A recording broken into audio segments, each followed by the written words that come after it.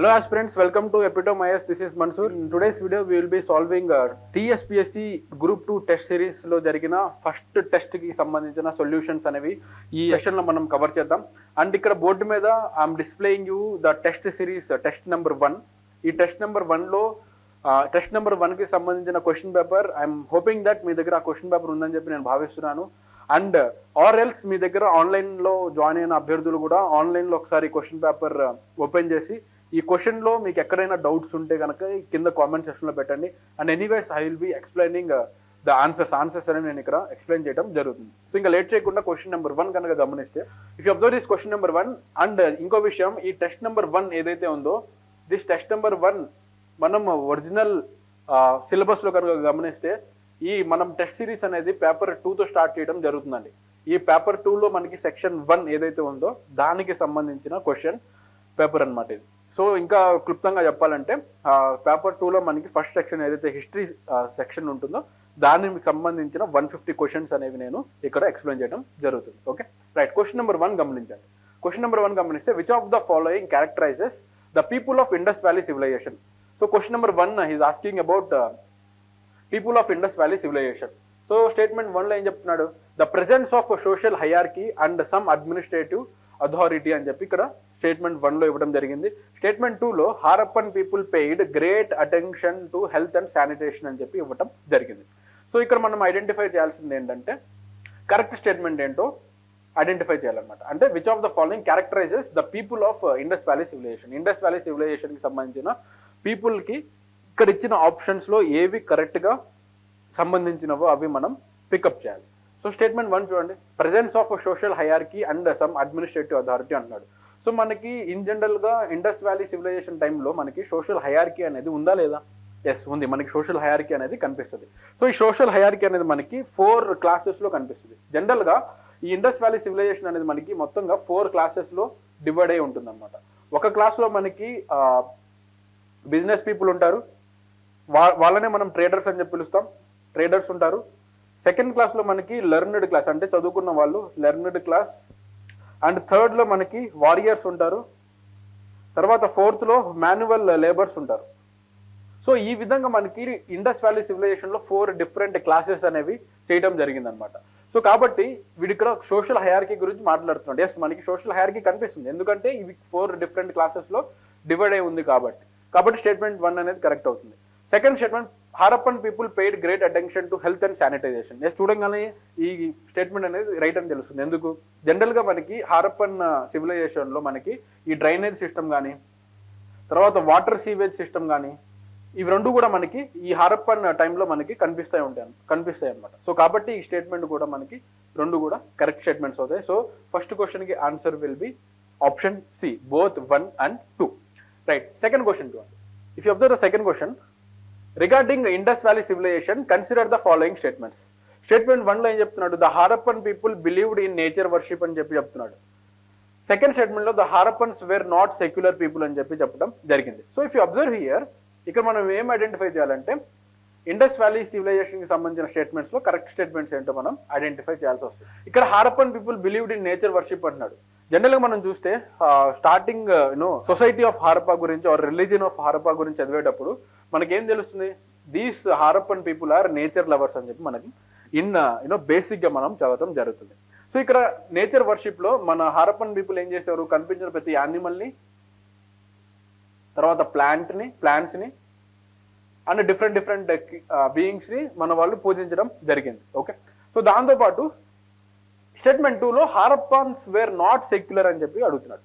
So general గా హారప్పన్స్ అనేవాళ్ళు they are secular people. Okay. Statement లో వీడు నాట్ సెక్యులర్ అంటున్నాడు. జనరల్ గా కనుక చూస్తే మనకి సెక్యులర్ పీపుల్. ఎందుకు మనం సెక్యులర్ అని చెప్పి చెప్తున్నాం? రీజన్స్ ఏంటి? ఎందుకంటే మనకి ఇక్కడ రిలీజియన్ అనేది కనపడదు, ఇక్కడ రిలీజియన్ అనేది లేదు. అండ్ మనకి టెంపుల్స్ అని చెప్పబడే ఆ ఫార్మేషన్స్ అనేవి లేవు, టెంపుల్ ఫార్మేషన్స్ అనేవి లేవు. సో కాబట్టి ఎప్పుడైతే రిలీజియన్ లేదో ఆబ్వియస్ గా సెక్యులర్ గానే ఉంటారు వాళ్ళు. సో కాబట్టి secular, Harappans were not secular అన్నాడు. ఈ స్టేట్మెంట్ అనేది తప్పు అవుతుంది. Harappan peoples were secular people. So కాబట్టి ఇక్కడ రెండు స్టేట్మెంట్స్ లో స్టేట్మెంట్ 1 మాత్రమే కరెక్ట్ అవుతుంది. So the answer for question number 2 will be option A. తర్వాత క్వశ్చన్ నెంబర్ 3. క్వశ్చన్ నెంబర్ 3లో which of the following is correct. క్రింది వాటిలో సరైనవి ఏవి? Option A Harappa script is pictographic, Harappa script is logosyllabic, C both A and B, D none of the above. So ఇక్కడ తెలుగులో చూస్తే కనుక హారప్పా లిపి పిక్టోగ్రాఫిక్, హారప్పా లిపి లోగోసిలబిక్, ఏ మరియు బి రెండు కూడా కరెక్టే, డి అనేది పైవేవి కావు. సో ఇప్పుడు మనం ఈ క్వశ్చన్ కనుక గమనిస్తే జనరల్ గా పిక్టోగ్రాఫిక్ అంటే ఏంటి? పిక్టోగ్రాఫిక్ అంటే పిక్చర్స్ ద్వారా, సింపుల్ గా గుర్తుపెట్టుకోవాలంటే ఏదైనా ఒక స్క్రిప్ట్ అనేది పిక్చర్స్ ద్వారా మనకి ఇన్ఫర్మేషన్ కనుక ఇస్తూ ఉంటే దాన్ని మనం పిక్టోగ్రాఫిక్ స్క్రిప్ట్ అని చెప్పి చెప్తాం. మరి లోగోసిలబిక్ స్క్రిప్ట్ అంటే ఏంటి? ఏదైనా ఒక సింబల్స్ ద్వారా కానీ మనకి ఇన్ఫర్మేషన్ కనుక ఒక స్క్రిప్ట్ మనకి ప్రొవైడ్ చేస్తూ ఉంటే దాన్ని మనం లోగోసిలబిక్ అని చెప్పి పిలుస్తాం. సో ఇన్ జనరల్ గా మనం హారప్పన్ సివిలైజేషన్ గురించి చదువుకునేటప్పుడు, ఈ స్క్రిప్చర్స్ గురించి చదువుకునేటప్పుడు ఈ స్క్రిప్ట్స్ అనేవి మనకి బోత్ పిక్టోగ్రాఫిక్ అండ్ లోగోసిలబిక్ రెండు కూడా మనకి హారప్పన్ సివిలైజేషన్ లో దొరుకుతాయి. So we can tell that Harappan script is pictographic as well as logosyllabic. కాబట్టి option C will be the right answer for question number 3. Right, question number 4 చూడండి. Match list 1 with list 2 and select the correct answer using the codes given below. So ఇటువైపు list 1 కనుక చూడండి, ఇటువైపు list 1 లో ఏముంది? హారప్పా, మొహెంజోదారో, లోథల్, రాఖీగరి ఉంది. ఇటువైపు రివర్స్ ఉన్నాయి, భోగావో, రావి, ఇండస్ అండ్ ఘాగ్రా. అండ్ తెలుగులో కూడా సేమ్ అంతే అండి. తెలుగులో హారప్పా, మొహెంజోదారో, లోథల్, రాఖీగరి, ఇటువైపు భోగావో, రావి, సింధ్ అండ్ ఘాగర్. ఓకే, మనం ఏం చేయాలి? దీన్ని మనం మ్యాచ్ చేయాలి. సో బేసిక్ గా మనకి హారప్పా అనేది ఎక్కడ ఉంటుందండి? ఏ నది ఒడ్డున ఉంటుంది? హారప్పా అనేది మనకి రావి నది ఒడ్డున ఉంటుంది. అండ్ మొహెంజోదారో అనేది మనకి ఇండస్ నది ఒడ్డున ఉంటుంది అనమాట. సో ఈ రెండు కూడా ఈజీగా మనం మ్యాప్ చేయొచ్చు. సో ఎప్పుడైతే ఈ రెండు ఈజీగా మ్యాప్ చేస్తున్నామో ఆన్సర్ వస్తుందో లేదో చూడండి. 1ని బితో మ్యాచ్ చేయాలి, 2ని సితో మ్యాచ్ చేయాలి. సో 1ని బితో, 2ని సితో మ్యాచ్ అయ్యే పాసిబుల్ ఆప్షన్ మనకి ఆప్షన్ డిలో మాత్రమే ఉంది. We are having only in option D. So కాబట్టి అవుట్ రైటెడ్ గా ఇంకా మిగిలిన చూడాల్సిన అవసరం లేదు. సో క్వశ్చన్ సాల్వ్ చేసేటప్పుడు మొత్తం క్వశ్చన్ కూడా ఎక్కువ సార్లు సాల్వ్ చేయాల్సిన అవసరం అనేది రాదు. కొన్ని సార్లు ఆ క్వశ్చన్ లో 2 స్టేట్మెంట్స్ సాల్వ్ చేసిన ఆర్ ఎల్స్ ఒక మ్యాచ్ ద ఫిల్లింగ్ ఆర్ ఒక మ్యాచ్ ద ఫాలోయింగ్ మీరు కరెక్ట్ గా పెయిర్ ఐడెంటిఫై చేసిన ఆన్సర్ అనేది వస్తుంది అనమాట. సో ఇక్కడ కూడా సేమ్ అదే పద్ధతి. సో 1ని బితో, 2ని సితో మ్యాచ్ చేస్తే మనకి ఆన్సర్ ఏమొస్తుందండి?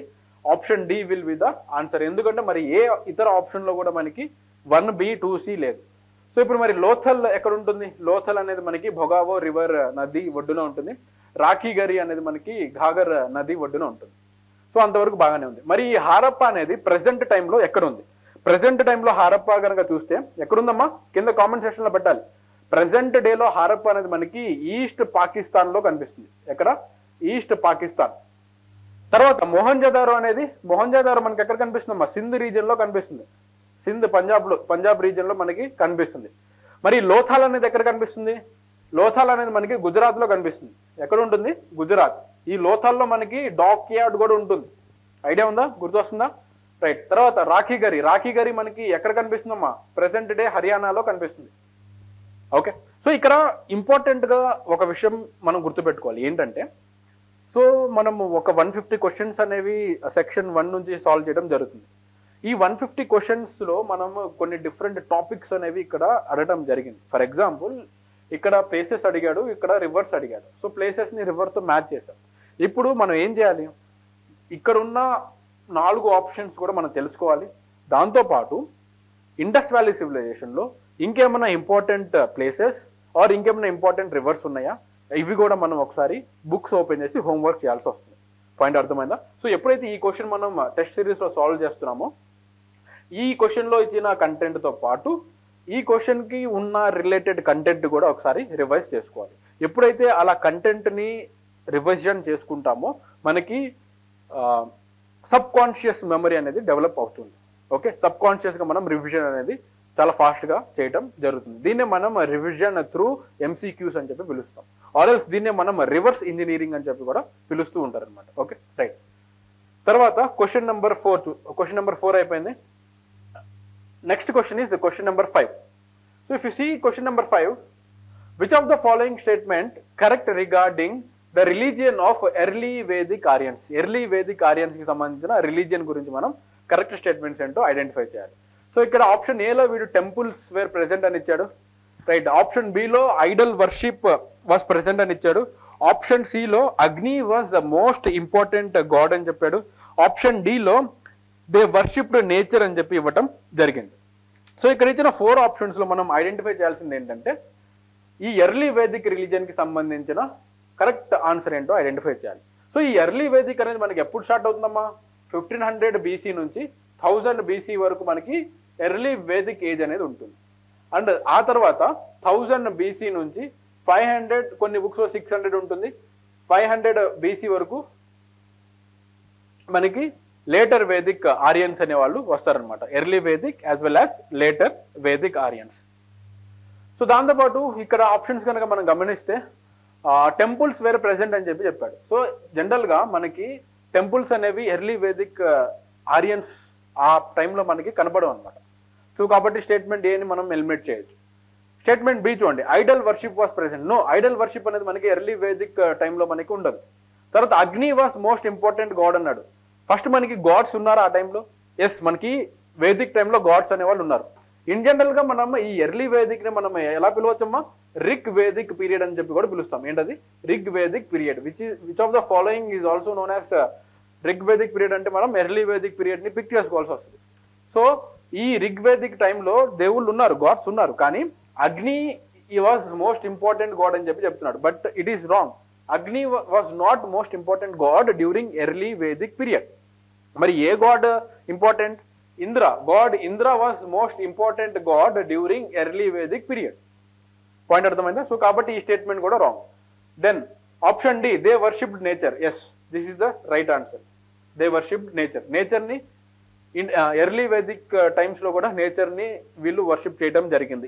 ఈవెన్ గాడ్స్ ఎవరైతే ఉంటారో ఆ గాడ్స్ కూడా ఆ నేచర్ లో ఉన్న ఎలిమెంట్స్ ద్వారానే ఆ గాడ్స్ కి నేమింగ్ అనేది పెట్టడం జరిగింది. ఫైర్ అయితే అగ్ని అని చెప్పి, ఆర్ ఎల్స్ ఎయిర్ అయితే వాయువు అని చెప్పి, రైట్, వాయుదేవుడు అని చెప్పి. సో ఇలా ఆ నేచర్ కి సంబంధించిన రిలేట్ అయిన గాడ్స్ నే వీళ్ళు పూజించడం జరిగింది. సో కాబట్టి దే వర్షిప్డ్ నేచర్ అని చెప్పి మనం చెప్పొచ్చు. సో 5th క్వశ్చన్ కి option D will be the right answer. తర్వాత క్వశ్చన్ నెంబర్ 6. క్వశ్చన్ నెంబర్ 6 కనుక గమనిస్తే, which of the following is correct with respect to early Vedic period? Again early Vedic గురించి అడగడం జరిగింది, రైట్. సో స్టేట్మెంట్ ఏ చూడండి, agriculture was the main occupation of the people. B చూడండి, the people knew the usage of copper and iron. C statement లో there was no concept of private property. D statement లో there was regular revenue system and collection of taxes. So ఈ 4 statements లో correct statement ఏంటో identify చేయాలి. So if you observe statement number 1, statement number A కనుక observe చేస్తే వీడు agriculture was main occupation అని చెప్పి చెప్తున్నాడు. బట్ మనం ఎర్లీ వేదిక్ పీరియడ్ గురించి చదివేటప్పుడు అగ్రికల్చర్ అనేది it was not main or major occupation. మరి ఏంటి మేజర్ ఆక్యుపేషన్? మేజర్ ఆక్యుపేషన్ వచ్చేసి మనకి క్యాటిల్ రేరింగ్. క్యాటిల్ రేరింగ్ అనేది మనకి మెయిన్ ఆక్యుపేషన్ గా ఉండేది. ఎప్పుడు? ఎర్లీ వేదిక్ పీరియడ్ లో. ఓకే, తర్వాత సో కాబట్టి ఈ స్టేట్మెంట్ అనేది తప్పు. People knew the usage of copper and iron అని చెప్పి చెప్తున్నాడు. సో ఇక్కడ మనకి ఐరన్ యొక్క యూసేజ్ అనేది ఎర్లీ వేదిక్ పీరియడ్ లో ఉండదు, లేటర్ వేదిక్ పీరియడ్ లో వస్తుంది. కాపర్ యొక్క యూసేజ్ అనేది వీళ్ళకి తెలుసు, ఎందుకంటే కాపర్ యూసేజ్ అనేది it is an extension from Indus valley civilisation. So ఇక్కడ ఎర్లీ వేదిక్ సివిలైజేషన్ ఏదైతే ఉందో మనకి దీనికంటే ముందు ఇండస్ వ్యాలీ సివిలైజేషన్ ఉంటుంది. ఇండస్ వ్యాలీ సివిలైజేషన్ లో మనకి కాపర్ యొక్క యూసేజ్ అనేది ఎక్కువగా ఉంటుంది. సో కాబట్టి ఇన్ జనరల్ గా ఇండస్ వ్యాలీ సివిలైజేషన్ నుంచి క్యారీ ఫార్వర్డ్నెస్ లో వచ్చిన ఈ కాపర్ యొక్క యూసేజ్ అనేది ఆబ్వియస్ గా ఎర్లీ వేదిక్ పీరియడ్ లో మనకి కనిపిస్తుంది. బట్ ఇక్కడ గుర్తుపెట్టుకోవాల్సింది ఏంటంటే ఐరన్ యొక్క యూసేజ్ అనేది మనకి ఎర్లీ వేదిక్ ఫేజెస్ లో కనపడదు. ఐరన్ యొక్క యూసేజ్ అనేది మనకి లేటర్ వేదిక్ ఫేజెస్ పీరియడ్ నుంచి వస్తుంది. సో కాబట్టి స్టేట్మెంట్ 2 కూడా తప్పు అవుతుంది. తర్వాత ఆప్షన్ డి చూడండి, there was regular revenue system and collection of taxes. So in general గా మనం గుర్తుంచుకోవాల్సిన పాయింట్ ఏంటంటే ఎర్లీ వేదిక్ పీరియడ్ లో అసలు ట్యాక్స్ కలెక్టింగ్ సిస్టమ్ ఉందా? ఎస్, ట్యాక్స్ అనేది కలెక్ట్ చేసేవాళ్ళు, ఆర్ఎల్స్ ట్యాక్స్ అనేవి సిస్టమ్ ఉండేది. బట్ ఆ ట్యాక్స్ సిస్టాన్ని మనం ఏమని పిలిచేవాళ్ళం అంటే ఎర్లీ వేదిక్ టైంలో మనం క్యాస్ట్ సిస్టాన్ని ఎర్లీ వేదిక్ టైంలో మనం ట్యాక్స్ సిస్టమ్ని మనం బాలి అని చెప్పి పిలిచేవాళ్ళం. ఈ బాలి అంటే ఏంటి? ఈ బాలి అనేది it is an voluntary tax. ఇది వాలంటరీ ట్యాక్స్ అనమాట. ఇది కంపల్సరీ ట్యాక్స్ కాదు, ఇది వాలంటరీ ట్యాక్స్. అండ్ ఇక్కడ ఈ పీరియడ్ లో ట్యాక్స్ కలెక్షన్ కోసం సపరేట్ గా ఏ అఫీషియల్ కూడా అపాయింట్ చేయబడలేదు. ఎప్పుడు? ఎర్లీ వేదిక్ ఫేజ్ లో. So we cannot tell that ఇక్కడ మనకి రెగ్యులర్ రెవెన్యూ సిస్టమ్ ఉంది అండ్ అలాగే కలెక్షన్ ఆఫ్ ట్యాక్సెస్ సిస్టమ్ ఉందని చెప్పి మనం చెప్పలేం. పాయింట్ అర్థమైందా? ఈవెన్ దో మనకి బాలి అనేది ఉన్నా we cannot tell that regular revenue system ఉందని చెప్పి మనం అవుట్ రైడెడ్గా మనం డిసైడ్ చేయలేం. సో కాబట్టి ఈ స్టేట్మెంట్ కూడా తప్పు అవుతుంది. అండ్ ఇక్కడ ఆప్షన్ సి చూడండి, there was no concept of private property. Yes, అప్పట్లో మనకి ప్రైవేట్ ప్రాపర్టీ కాన్సెప్ట్ లేదు. ఎస్, ప్రాపర్టీ కోసం గొడవ పడేవారు. ప్రైవేట్ ప్రాపర్టీ అంటే ఒక ఇండివిజువల్కి ఈ ప్రాపర్టీ అనేది ఉండేది కదా, ఒక ఊరికి ఈ ప్రాపర్టీ ఉండేదని చెప్పి వీళ్ళు గొడవ పడేవారు ఒకవేళ గొడవలు ఉంటే. ఇక్కడ ప్రాపర్టీ అనేది ఉండదు కాబట్టి option C will be the right answer for question number 6. Right, question number 7 చూడండి. The later Vedic culture is also known as dash. కింద ఆప్షన్స్ లో పెయింటెడ్ గ్రేవేర్, ఆప్షన్ బిలో bronze age, option C both A and B, option D none of the above. So later Vedic period గురించి అడుగుతున్నాడు. ఇందా నేను చెప్పినట్టు later Vedic period అంటే 1000 BC నుంచి 600 BC వరకు. ఈ టైంలో ఉన్న వేదిక్ ఫేజ్ ని మనం, ఈ టైంలో ఉన్న పీరియడ్ ని లేటర్ వేదిక్ కల్చర్ అని చెప్పి పిలుస్తాం. జనరల్ గా మనకి లేటర్ వేదిక్ కల్చర్ లో ఎటువంటి టైప్ ఆఫ్ పాటరీ దొరికేది, మనకి పెయింటెడ్ గ్రేవేర్ పాటరీ దొరికేది. అండ్ దాన్నే మనం పెయింటెడ్ గ్రేవేర్ కల్చర్ అని చెప్పి కూడా పిలుస్తాం. ఈ బ్రాంజ్ ఏజ్ కల్చర్ అనేది మనం దేంతో కనెక్ట్ చేయొచ్చు, బ్రాంజ్ ఏజ్ కల్చర్ అనేది మనం ఇండస్ వ్యాలీ సివిలైజేషన్ తో మనం మ్యాచ్ చేయొచ్చు. సో కాబట్టి పెయింటెడ్ గ్రేవేర్ ఆప్షన్ ఏ ఒకటే మనకి రైట్ ఆన్సర్. తర్వాత which of the following is not correct regarding Vedic period. Vedic period కి సంబంధించి కింద ఇచ్చిన ఆప్షన్స్ లో కరెక్ట్ ఆప్షన్ కానిది ఏంటో ఐడెంటిఫై చేయాలి. ఫస్ట్ స్టేట్మెంట్ చూడండి, early Vedic society was not a patriarchal society. గుర్తుపెట్టుకోవాలి.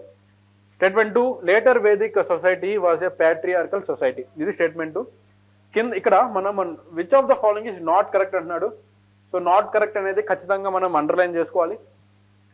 ఇక్కడ స్టేట్మెంట్ లో early Vedic society was not a patriarchal అంటున్నాడు. సో అసలు ఈ సొసైటీ అనేది జనరల్ గా ఎర్లీ వేదిక్ కానీ ఆర్ లేటర్ వేదిక్ కానీ ఈ రెండు పీరియడ్స్ రెండు కూడా మనకి they were patriarchal societies. Patriarchal సొసైటీనే ఉంది. కానీ ఎర్లీ వేదిక్ ఫేజ్ లో మనకి ఉమెన్ యొక్క పార్టిసిపేషన్ అనేది ఎక్కువగా ఉండేది. ఎయిదర్ ఇన్ సభాస్ లో పార్టిసిపేట్ చేయడం కానీ, ఆర్ఎల్స్ ఎడ్యుకేషన్ లో వీళ్ళు పార్టిసిపేట్ చేయడం కానీ, ఆర్ఎల్స్ ఏదైనా ఇంపార్టెంట్ డెసిషన్స్ లో ఉమెన్స్ ని ఇంక్లూడ్ చేయడం కానీ, ఇదంతా కూడా మనకి ఎక్కువగా ఎర్లీ వేదిక్ ఫేజెస్ లో జరిగేది. లేటర్ వేదిక్ పీరియడ్ లో అంత ఎక్కువ పార్టిసిపేషన్ అనేది మనకి ఉండదు, సప్రెస్ చేయబడ్డారనమాట ఎక్కడ, లేటర్ వేదిక్ ఫేజ్ లో. ఓకే, సో ఈ స్టేట్మెంట్ లో వీడు నాట్ ఏ ప్యాట్రియార్కల్ సొసైటీ అంటున్నాడు కాబట్టి ఈ స్టేట్మెంట్ తప్పు. Later Vedic phase was a patriarchal society. Yes, ఇది కరెక్ట్. పాయింట్ అర్థమైందా?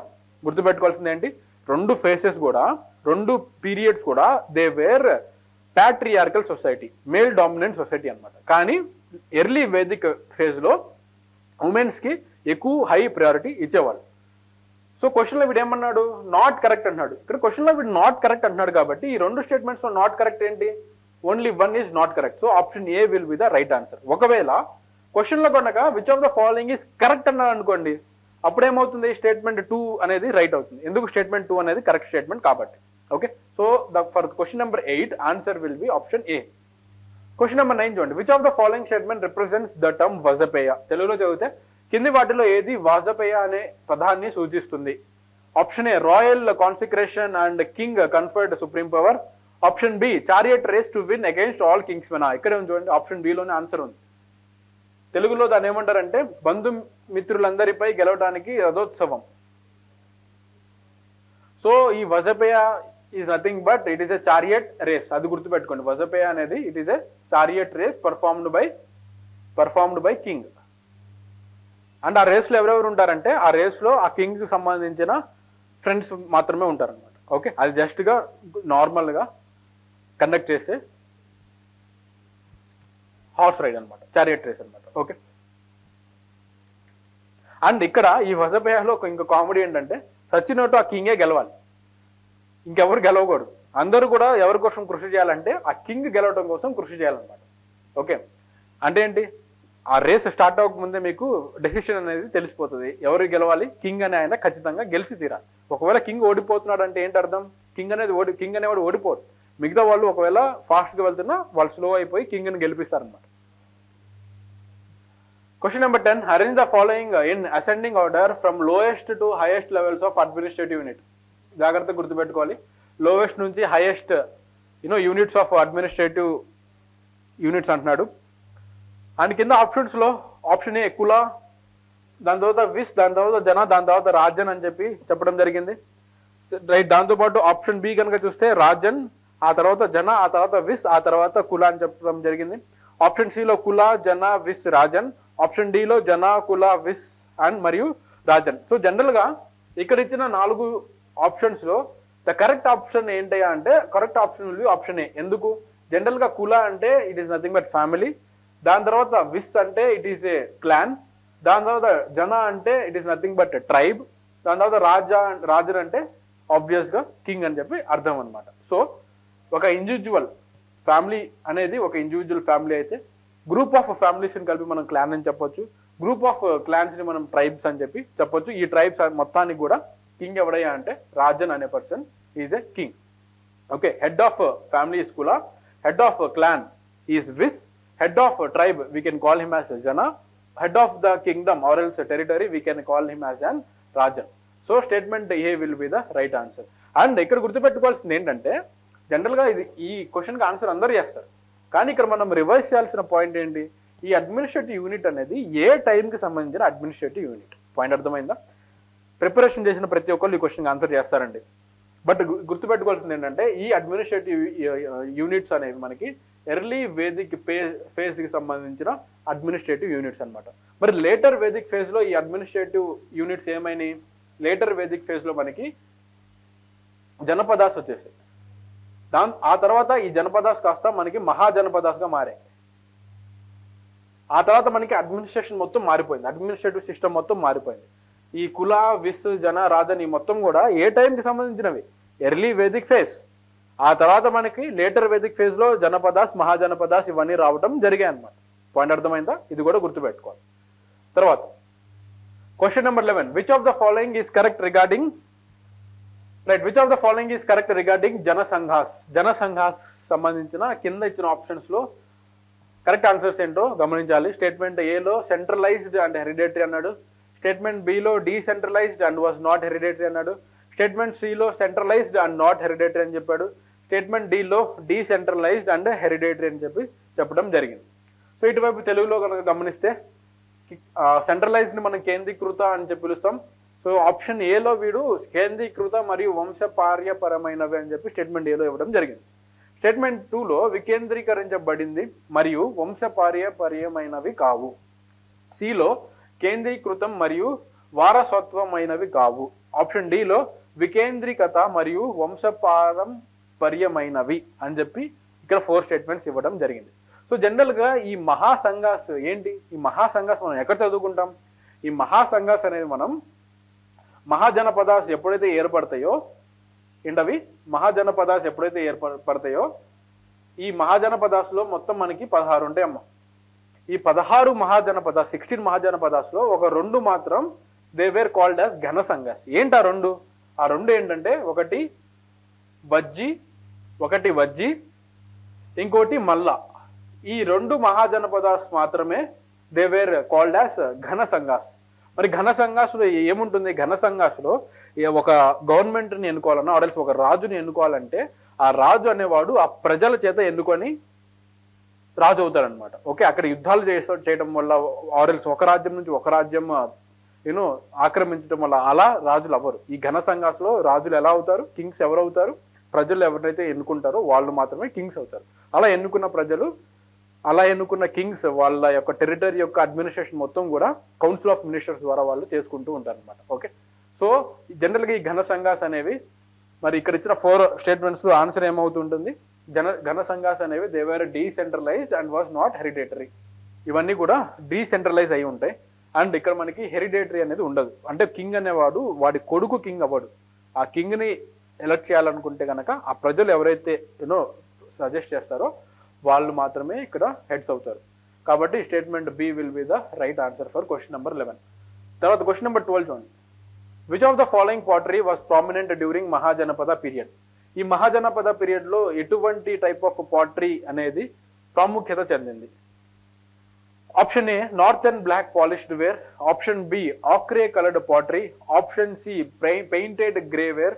Option D none of the above. So ఇక్కడ ఇచ్చిన 4 ఆప్షన్స్ లో మనం ఏ పీరియడ్ గురించి మాట్లాడుతున్నాం? మహాజనపదాస్ గురించి మాట్లాడుతున్నాం. సో ఈ మహాజనపదాస్ టైంలో మనకి ఎక్కువగా ప్రసిద్ధి చెందిన పాటరీ ఏది ఉంటుందమ్మా? Northern black polished ware. ఏంటది? Northern black polished ware will be the correct answer for question number 12. మరి ఈ ఆక్రే కలర్డ్ పాటరీ ఏ టైంలో ఉంటుంది? ఈ ఆక్రే కలర్డ్ పాటరీ అనేది మనకి లేట్ హారప్పన్ పీరియడ్ లో ఉంటుంది. ఎక్కడ? Late Harappan period. మరి పెయింటెడ్ గ్రేవేర్ అనేది, ఈ పెయింటెడ్ గ్రేవేర్ అనేది మనకి ఎప్పుడు కనిపిస్తుందమ్మా? పెయింటెడ్ గ్రేవేర్ అనేది మనకి అయన్ ఏజ్ లో కనిపిస్తుంది. అయన్ ఏజ్. మరి అయన్ ఏజ్ అంటే ఏ పీరియడ్ అని చెప్పుకోవచ్చు? అయన్ ఏజ్ అంటే మనం లేటర్ వేదిక్ ఫేజ్ అని చెప్పొచ్చు. ఏంటది? పెయింటెడ్ గ్రేవేర్ అనేది మనకి లేటర్ వేదిక్ ఫేజ్ లో కనిపిస్తూ ఉంటుంది అనమాట. సో ఒక విధంగా చెప్పాలంటే మనకి ఆక్రే కలర్డ్ పాటరీ అనేది ఇక్కడ ఇచ్చిన ఆప్షన్స్ లో ముందు ఫేజ్ లో కనిపిస్తుంది, ఎర్లీ ఫేజ్ లో కనిపిస్తుంది. అంటే ఏంటి? ఈ ఆక్రే కలర్డ్ పాటరీ అనేది లేట్ హారప్పన్ పీరియడ్ లో కనిపిస్తుంది. ఈ లేట్ హారప్పన్ పీరియడ్ తర్వాత మనకి ఏ పీరియడ్ స్టార్ట్ అవుతుంది? ఎర్లీ వేదిక్ ఏజ్ కనిపిస్తుంది. ఎర్లీ వేదిక్ ఏజ్ తర్వాత ఏ పీరియడ్ స్టార్ట్ అవుతుంది? మనకి లేటర్ వేదిక్ పీరియడ్ కనిపిస్తుంది. ఈ లేటర్ వేదిక్ పీరియడ్ లో మనకి పెయింటెడ్ గ్రేవేర్ అనేది ఉంటుంది. ఈ లేటర్ వేదిక్ పీరియడ్ తర్వాత మనకి మహాజనపదాస్ అనేది స్టార్ట్ అవుతుంది. ఈ మహాజనపదాస్ టైంలో మనకి నార్థన్ బ్లాక్ పాలిష్డ్ వేర్ అనేది కనిపిస్తుంది. ఈ టాపిక్ ఏంటి? పాటరీకి సంబంధించిన టాపిక్ అనేది చాలా చాలా ఇంపార్టెంట్. పాటరీకి సంబంధించిన టాపిక్ అనేది కాంపిటేటివ్ ఎగ్జామ్ పాయింట్ ఆఫ్ వ్యూలో చాలా చాలా ఇంపార్టెంట్. ఎలా చదవాలి? ఏం లేదు, ఫస్ట్ ఇండస్ వ్యాలీ సివిలైజేషన్ లో ఎటువంటి type of pottery, Indus valley తర్వాత ఏ స్టార్ట్ అవుతుంది, అక్కడ ఏ టైప్ ఆఫ్ పాటరీ, దాని తర్వాత ఏ పీరియడ్ స్టార్ట్ అవుతుంది, ఆ పీరియడ్ లో ఇంపార్టెంట్ పాటరీ ఏంటి, ఆ తర్వాత ఇంకో ఏ పీరియడ్ స్టార్ట్ అవుతుంది, అందులో ఇంపార్టెంట్ పాటరీస్ ఏంటి, ఇలా ఒక మీరు మ్యాప్ గా చేసుకొని టైం లైన్ ఆధారంగా టైం లైన్ ప్రకారంగా కనుక మీరు రివిజన్ చేస్తే కనుక ఖచ్చితంగా ఎగ్జామ్లో క్వశ్చన్ అడిగినప్పుడు ఆన్సర్ అనేది ఈజీగా చేయొచ్చు. తర్వాత క్వశ్చన్ నెంబర్ 13 చూడండి. క్వశ్చన్ నెంబర్ 13లో వీడేమంటున్నాడు? Consider the following statements regarding the early life of Buddha. బుద్ధుడికి సంబంధించిన క్వశ్చన్ అనమాట. స్టేట్మెంట్ ఏలో Siddhartha Gautama was born in Lumbini. Second స్టేట్మెంట్లో he attained enlightenment at Bodhgaya. Third స్టేట్మెంట్లో his first sermon was delivered at Rajgir అని చెప్పి ఇవ్వడం జరిగింది. సో ఇక్కడ స్టేట్మెంట్స్లో మనం ఏం ఐడెంటిఫై చేయాలి? కరెక్ట్ స్టేట్మెంట్ ఏంటో ఐడెంటిఫై చేయాలి. సో ఈ క్వశ్చన్ని ఈజీగా ఆన్సర్ చేయొచ్చు. ఎలా ఆన్సర్ చేయొచ్చు చూడండి. Siddhartha Gautama was born in Lumbini. Yes, ఇది కరెక్టే. మరి ఎలా తెలుస్తుంది మనకి? సిద్ధార్థ గౌతమ అనే ఆయన లుంబినిలో జన్మించాడని చెప్పి మనకి ఎలా తెలుస్తుంది? లుంబినిలో జన్మించాడు or he born at Lumbini అని చెప్పి తెలుసు. బట్ మనకి ఎలా తెలుస్తుంది? ఎలా తెలుస్తుంది అంటే బుక్లో ఉంది కాబట్టి తెలుస్తుందా? కాదు. ఈ అశోకన్ పిల్లర్స్లో మనకి క్లియర్గా ఉంటుంది అనమాట. అశోకన్ పిల్లర్స్లో మనకి ఈ ఇన్ఫర్మేషన్ అనేది మనకి దొరుకుతుంది. తర్వాత he attained enlightenment at Bodhgaya. Yes, బోధ్గయాలో మనకి తెలుస్తుంది ఏంటి? బుద్ధుడు జ్ఞానోదయం అయిందని చెప్పి తెలుస్తుంది. అండ్ ఈ బోధ్గయ అనేది ఏ రివర్ ఒడ్డున ఉంది? నాకు పాయింట్ అర్థమైందా? కామెంట్ సెక్షన్లో పెట్టండి. బోధ్గయ అనేది ఏ నది ఒడ్డున మనకి ఉంటుంది. Okay, but somehow or else ఎలా చూసుకున్నా సరే స్టేట్మెంట్ 2 అనేది కరెక్టే. తర్వాత third statement his first sermon was delivered at Rajgir. No, ఈ స్టేట్మెంట్ అనేది తప్పు. మనకి ఫస్ట్ స్టేట్మెంట్ ఎక్కడమ్మా? ఫస్ట్ సర్మన్ ఎక్కడ జరుగుతుంది? సార్నాథ్లో జరుగుతుంది. ఎక్కడ ఉంది? సార్నాథ్ అనేది మనకి వారణాసి దగ్గర కనిపిస్తుంది. ఎక్కడ? వారణాసి. సార్నాథ్ డీర్ పార్క్ లో మనకి ఫస్ట్ సెర్మన్ అనేది గౌతమ బుద్ధుడు ఇవ్వడం జరుగుతుంది అనమాట. సో ఈ ఫస్ట్ సెర్మన్ ని మనం ఏమని పిలవచ్చు? ఈ ఫస్ట్ సెర్మన్ ని మనం ఒక పేరుతో పిలుస్తాం. ఏంటది? ధర్మచక్ర పరివర్తన. ఏంటది? ధర్మచక్ర పరివర్తన. Okay, right. సో ఇక్కడ స్టేట్మెంట్ 3ని మనం ఎలిమినేట్ చేసేస్తే డైరెక్ట్గా మనకి ఆన్సర్ ఎక్కడ వస్తుందమ్మా? 1 and 2 వస్తుంది. ఓకే, స్టేట్మెంట్ 3 అనేది తప్పు అని చెప్పి అందరూ తెలుస్తుంది. ఎప్పుడైతే అది ఎలిమినేట్ చేసేసామో డైరెక్ట్గా మీరు స్టేట్మెంట్ 1, 2 చూడాల్సిన అవసరం లేదు. ఎందుకంటే ఇక్కడ ఇచ్చిన కాంబినేషన్స్ అనేవి అలా ఉన్నాయన్నమాట. 3ని ఎలిమినేట్ చేసేస్తే ఇంకా ఏ అనేది ఒకటే మిగులుతుంది. అదే రైట్ ఆన్సర్. తర్వాత క్వశ్చన్ నెంబర్ 14. క్వశ్చన్ నెంబర్ 14 చూడండి. క్వశ్చన్ నెంబర్ 14లో ఏం చెప్తున్నాడు? Question number 14.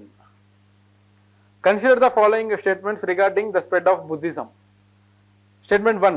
Ashoka played a significant role in spreading Buddhism.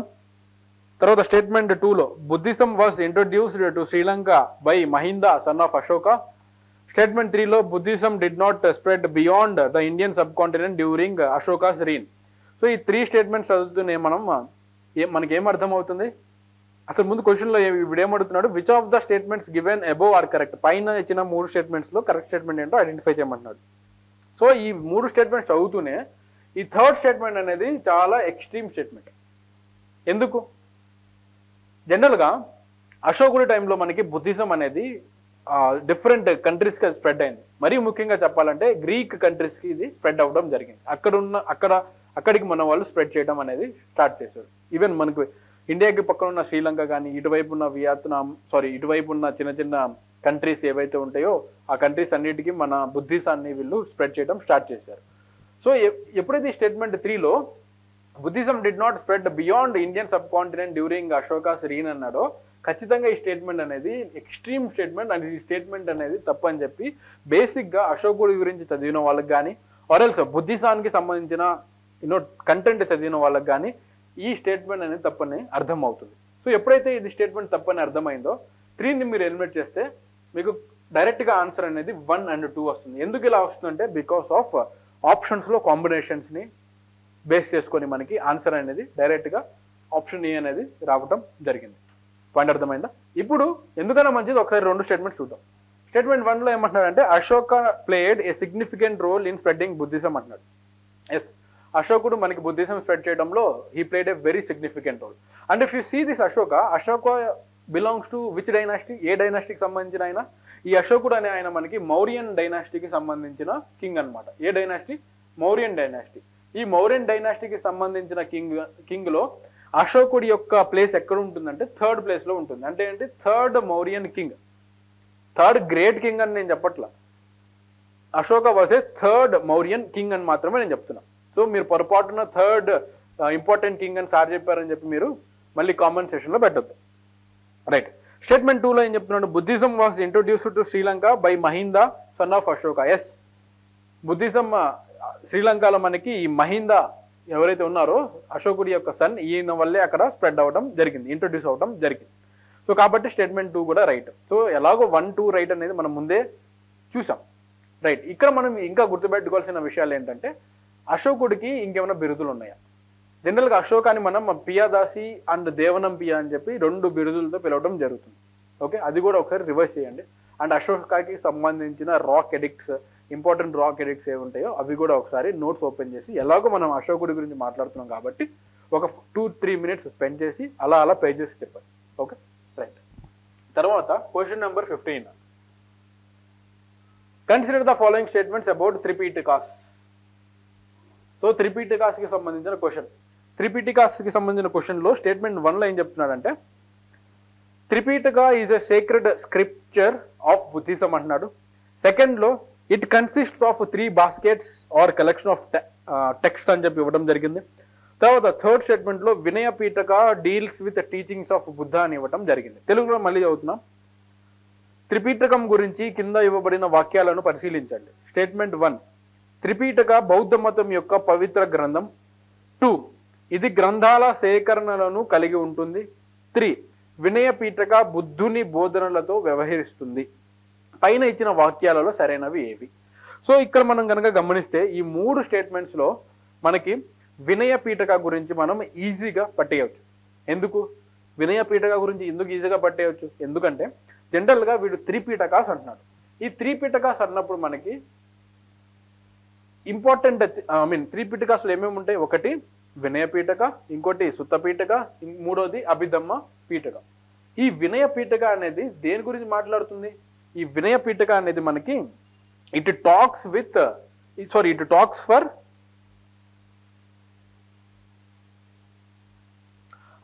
ఈ వినయ పీఠక అనేది దేని గురించి మాట్లాడుతున్నామా? వినయ పీఠక అనేది మాంక్స్ యొక్క లైఫ్ గురించి మాట్లాడుతుంది. అంటే ఋషులు ఆరెల్స్ మహర్షు ఆ టైంలో ఉన్న మాంక్స్ ఎలా బిహేవ్ చేయాలి, ఆరెల్స్ వాళ్ళ లైఫ్ అనేది ఎలా ఉండాలి, దానికి it is related to monks. Know where it is related to teachings of Buddha. ఏది? వినయ పీఠక. మరి టీచింగ్స్ ఆఫ్ బుద్ధ మనకి ఎక్కడ కనిపిస్తుంది? ఏ పీఠకలో కనిపిస్తుంది? మనకి టీచింగ్స్ ఆఫ్ బుద్ధ అనేది మనకి సుత్త పీఠకలో కనిపిస్తుంది. ఇందులో సుత్త పీఠక. మరి అభిధమ్మ పీఠకాలు ఏం కనిపిస్తుంది? రైట్. కాబట్టి ఇక్కడ ఇచ్చిన స్టేట్మెంట్ 3 అనేది తప్పు అవ్వడం జరుగుతుంది. సో ఎప్పుడైతే స్టేట్మెంట్ 3 అనేది తప్పు అవుతుందో 3ని కనుక ఎలిమినేట్ చేస్తే మనకి డైరెక్ట్గా ఆన్సర్ ఆప్షన్ ఏ వస్తుంది. ఆప్షన్ ఏలో 1 and 2 అనేది ఉంటుంది అనమాట. ఓకే. తర్వాత question number 16. Consider the following statements about Jain councils. Jain కౌన్సిల్కి సంబంధించిన క్వశ్చన్ అనమాట. ఇందులో వీడు స్టేట్మెంట్ 1లో ఏం చెప్తున్నాడంటే first Jain council was held at Pataliputra. రైటా రాంగా? ఫస్ట్ జైన్ కౌన్సిల్ ఎక్కడ జరుగుతుంది? ఫస్ట్ జైన్ కౌన్సిల్ అనేది మనకి పాటలిపుత్రలోనే జరుగుతుంది. ఓకే, తర్వాత second Jain council was held at Vallabhi. రైటా రాంగా? రైటే. మనకి సెకండ్ జైన్ కౌన్సిల్ అనేది మనకి వల్లాబీలో జరుగుతుంది. తర్వాత థర్డ్ స్టేట్మెంట్ చూడండి, the division of Jainism into Shvetambara and Digambara sects was formalized in second Jain council అన్నాడు. నో, ఇది తప్పు. మనకి ఫస్ట్ జైన్ కౌన్సిల్లో ఈ సెక్స్ యొక్క డివిజన్ అనేది జరుగుతుంది. ఎందుకు? మనకి ఈ ఫెమైన్ వచ్చిన తర్వాత కొంతమంది సౌత్ ఇండియాకి వచ్చేస్తారు, కొంతమంది నార్త్ ఇండియాలోనే ఉండిపోతారు అనమాట. ఓకే, సో సౌత్ ఇండియాకి వచ్చిన వాళ్ళని దిగంబరాస్ అని, పైన నార్త్ ఇండియాలో ఉన్న వాళ్ళని శ్వేతాంబరాస్ అని చెప్పి మనం పిలవడం జరుగుతుంది. సో అలా చూసుకుంటే ఇక్కడ ఇచ్చిన స్టేట్మెంట్ 3ని కనుక మనం ఎలిమినేట్ చేస్తే ఇంకా ఆన్సర్ ఎందులో మిగులుతుంది? Statement 1 and statement 2 will be the right answers. So for question number 16 option A is the right answer. Then తర్వాత క్వశ్చన్ నెంబర్ 17 చూడండి. క్వశ్చన్ నెంబర్ 17 కనుక గమనిస్తే, if you observe this question number 17, consider the following statements regarding Mauryan administration. Mauryan administration సంబంధించిన question.